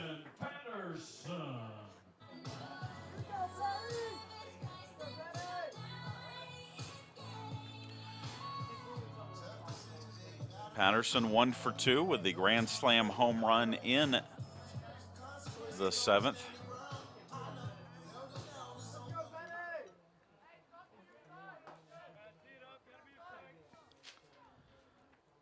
Spence's first pitch is low for ball 1. Patterson has just 2 hits this week. He had 1 hit on Wednesday against USC Buford, 1 hit today, but they are both grand slam home runs. The 1-0 pitch fouled off, and it's 1-1.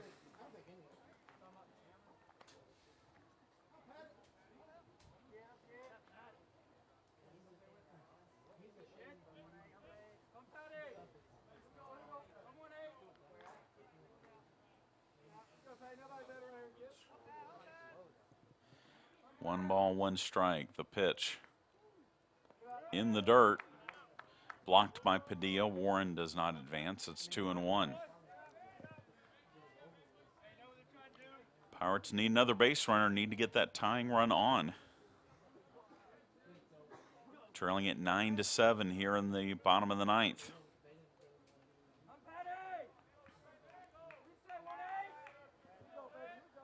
The 2-1 pitch. Down in the dirt, it's 3-1. Well, this is where Spence had Corley at 3-1, but he was able to come back and strike him out for the first out of the inning. We'll see what Patterson can do here. And the 3-1 pitch is a strike. It's 3-2.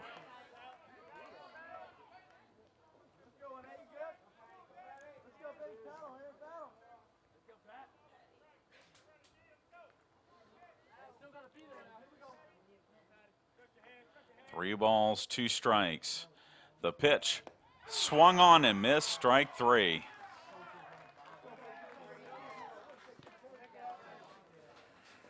Brings up designated hitter Zach Goble.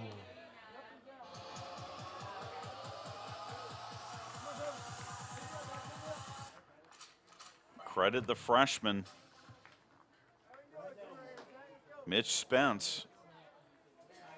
Behind in the count, 3-1 to Corley and to Patterson.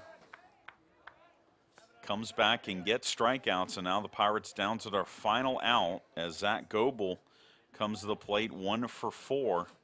Grounded out to short his last time up. The 1-0 pitch is a strike. It's 1-1.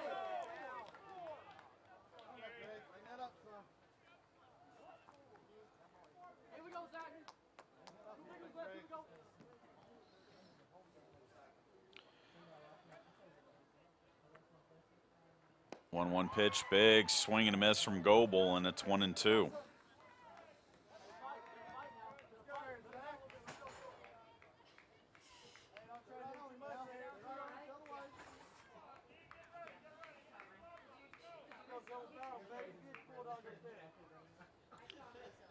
And the 1-2 pitch bounces in front of the plate for ball 2.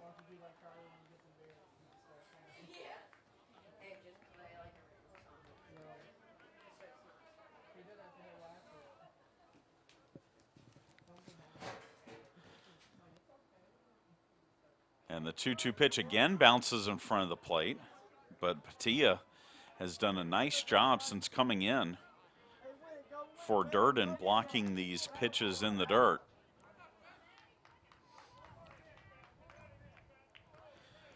Three balls, 2 strikes. Warren will get a head start from first with 2 down.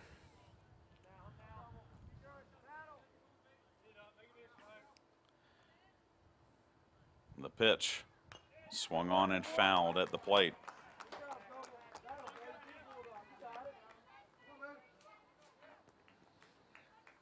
Spencer Harvey waits on deck. He wants to get a chance to see if he can maybe tie it or win it if Goebel can reach.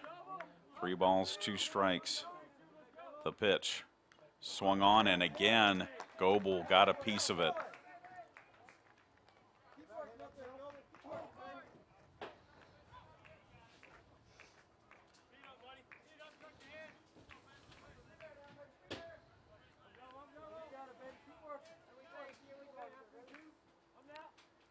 Three-two pitch again fouled off. Zach Goebel, the sophomore from Blackshear, trying to keep the Pirates alive here in the bottom of the 9th.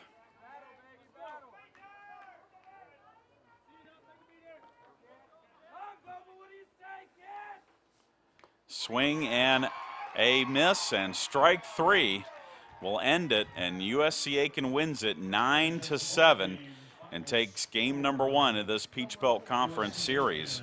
We will talk to you here tomorrow, 1 o'clock, first pitch between the Pirates and the Pacers.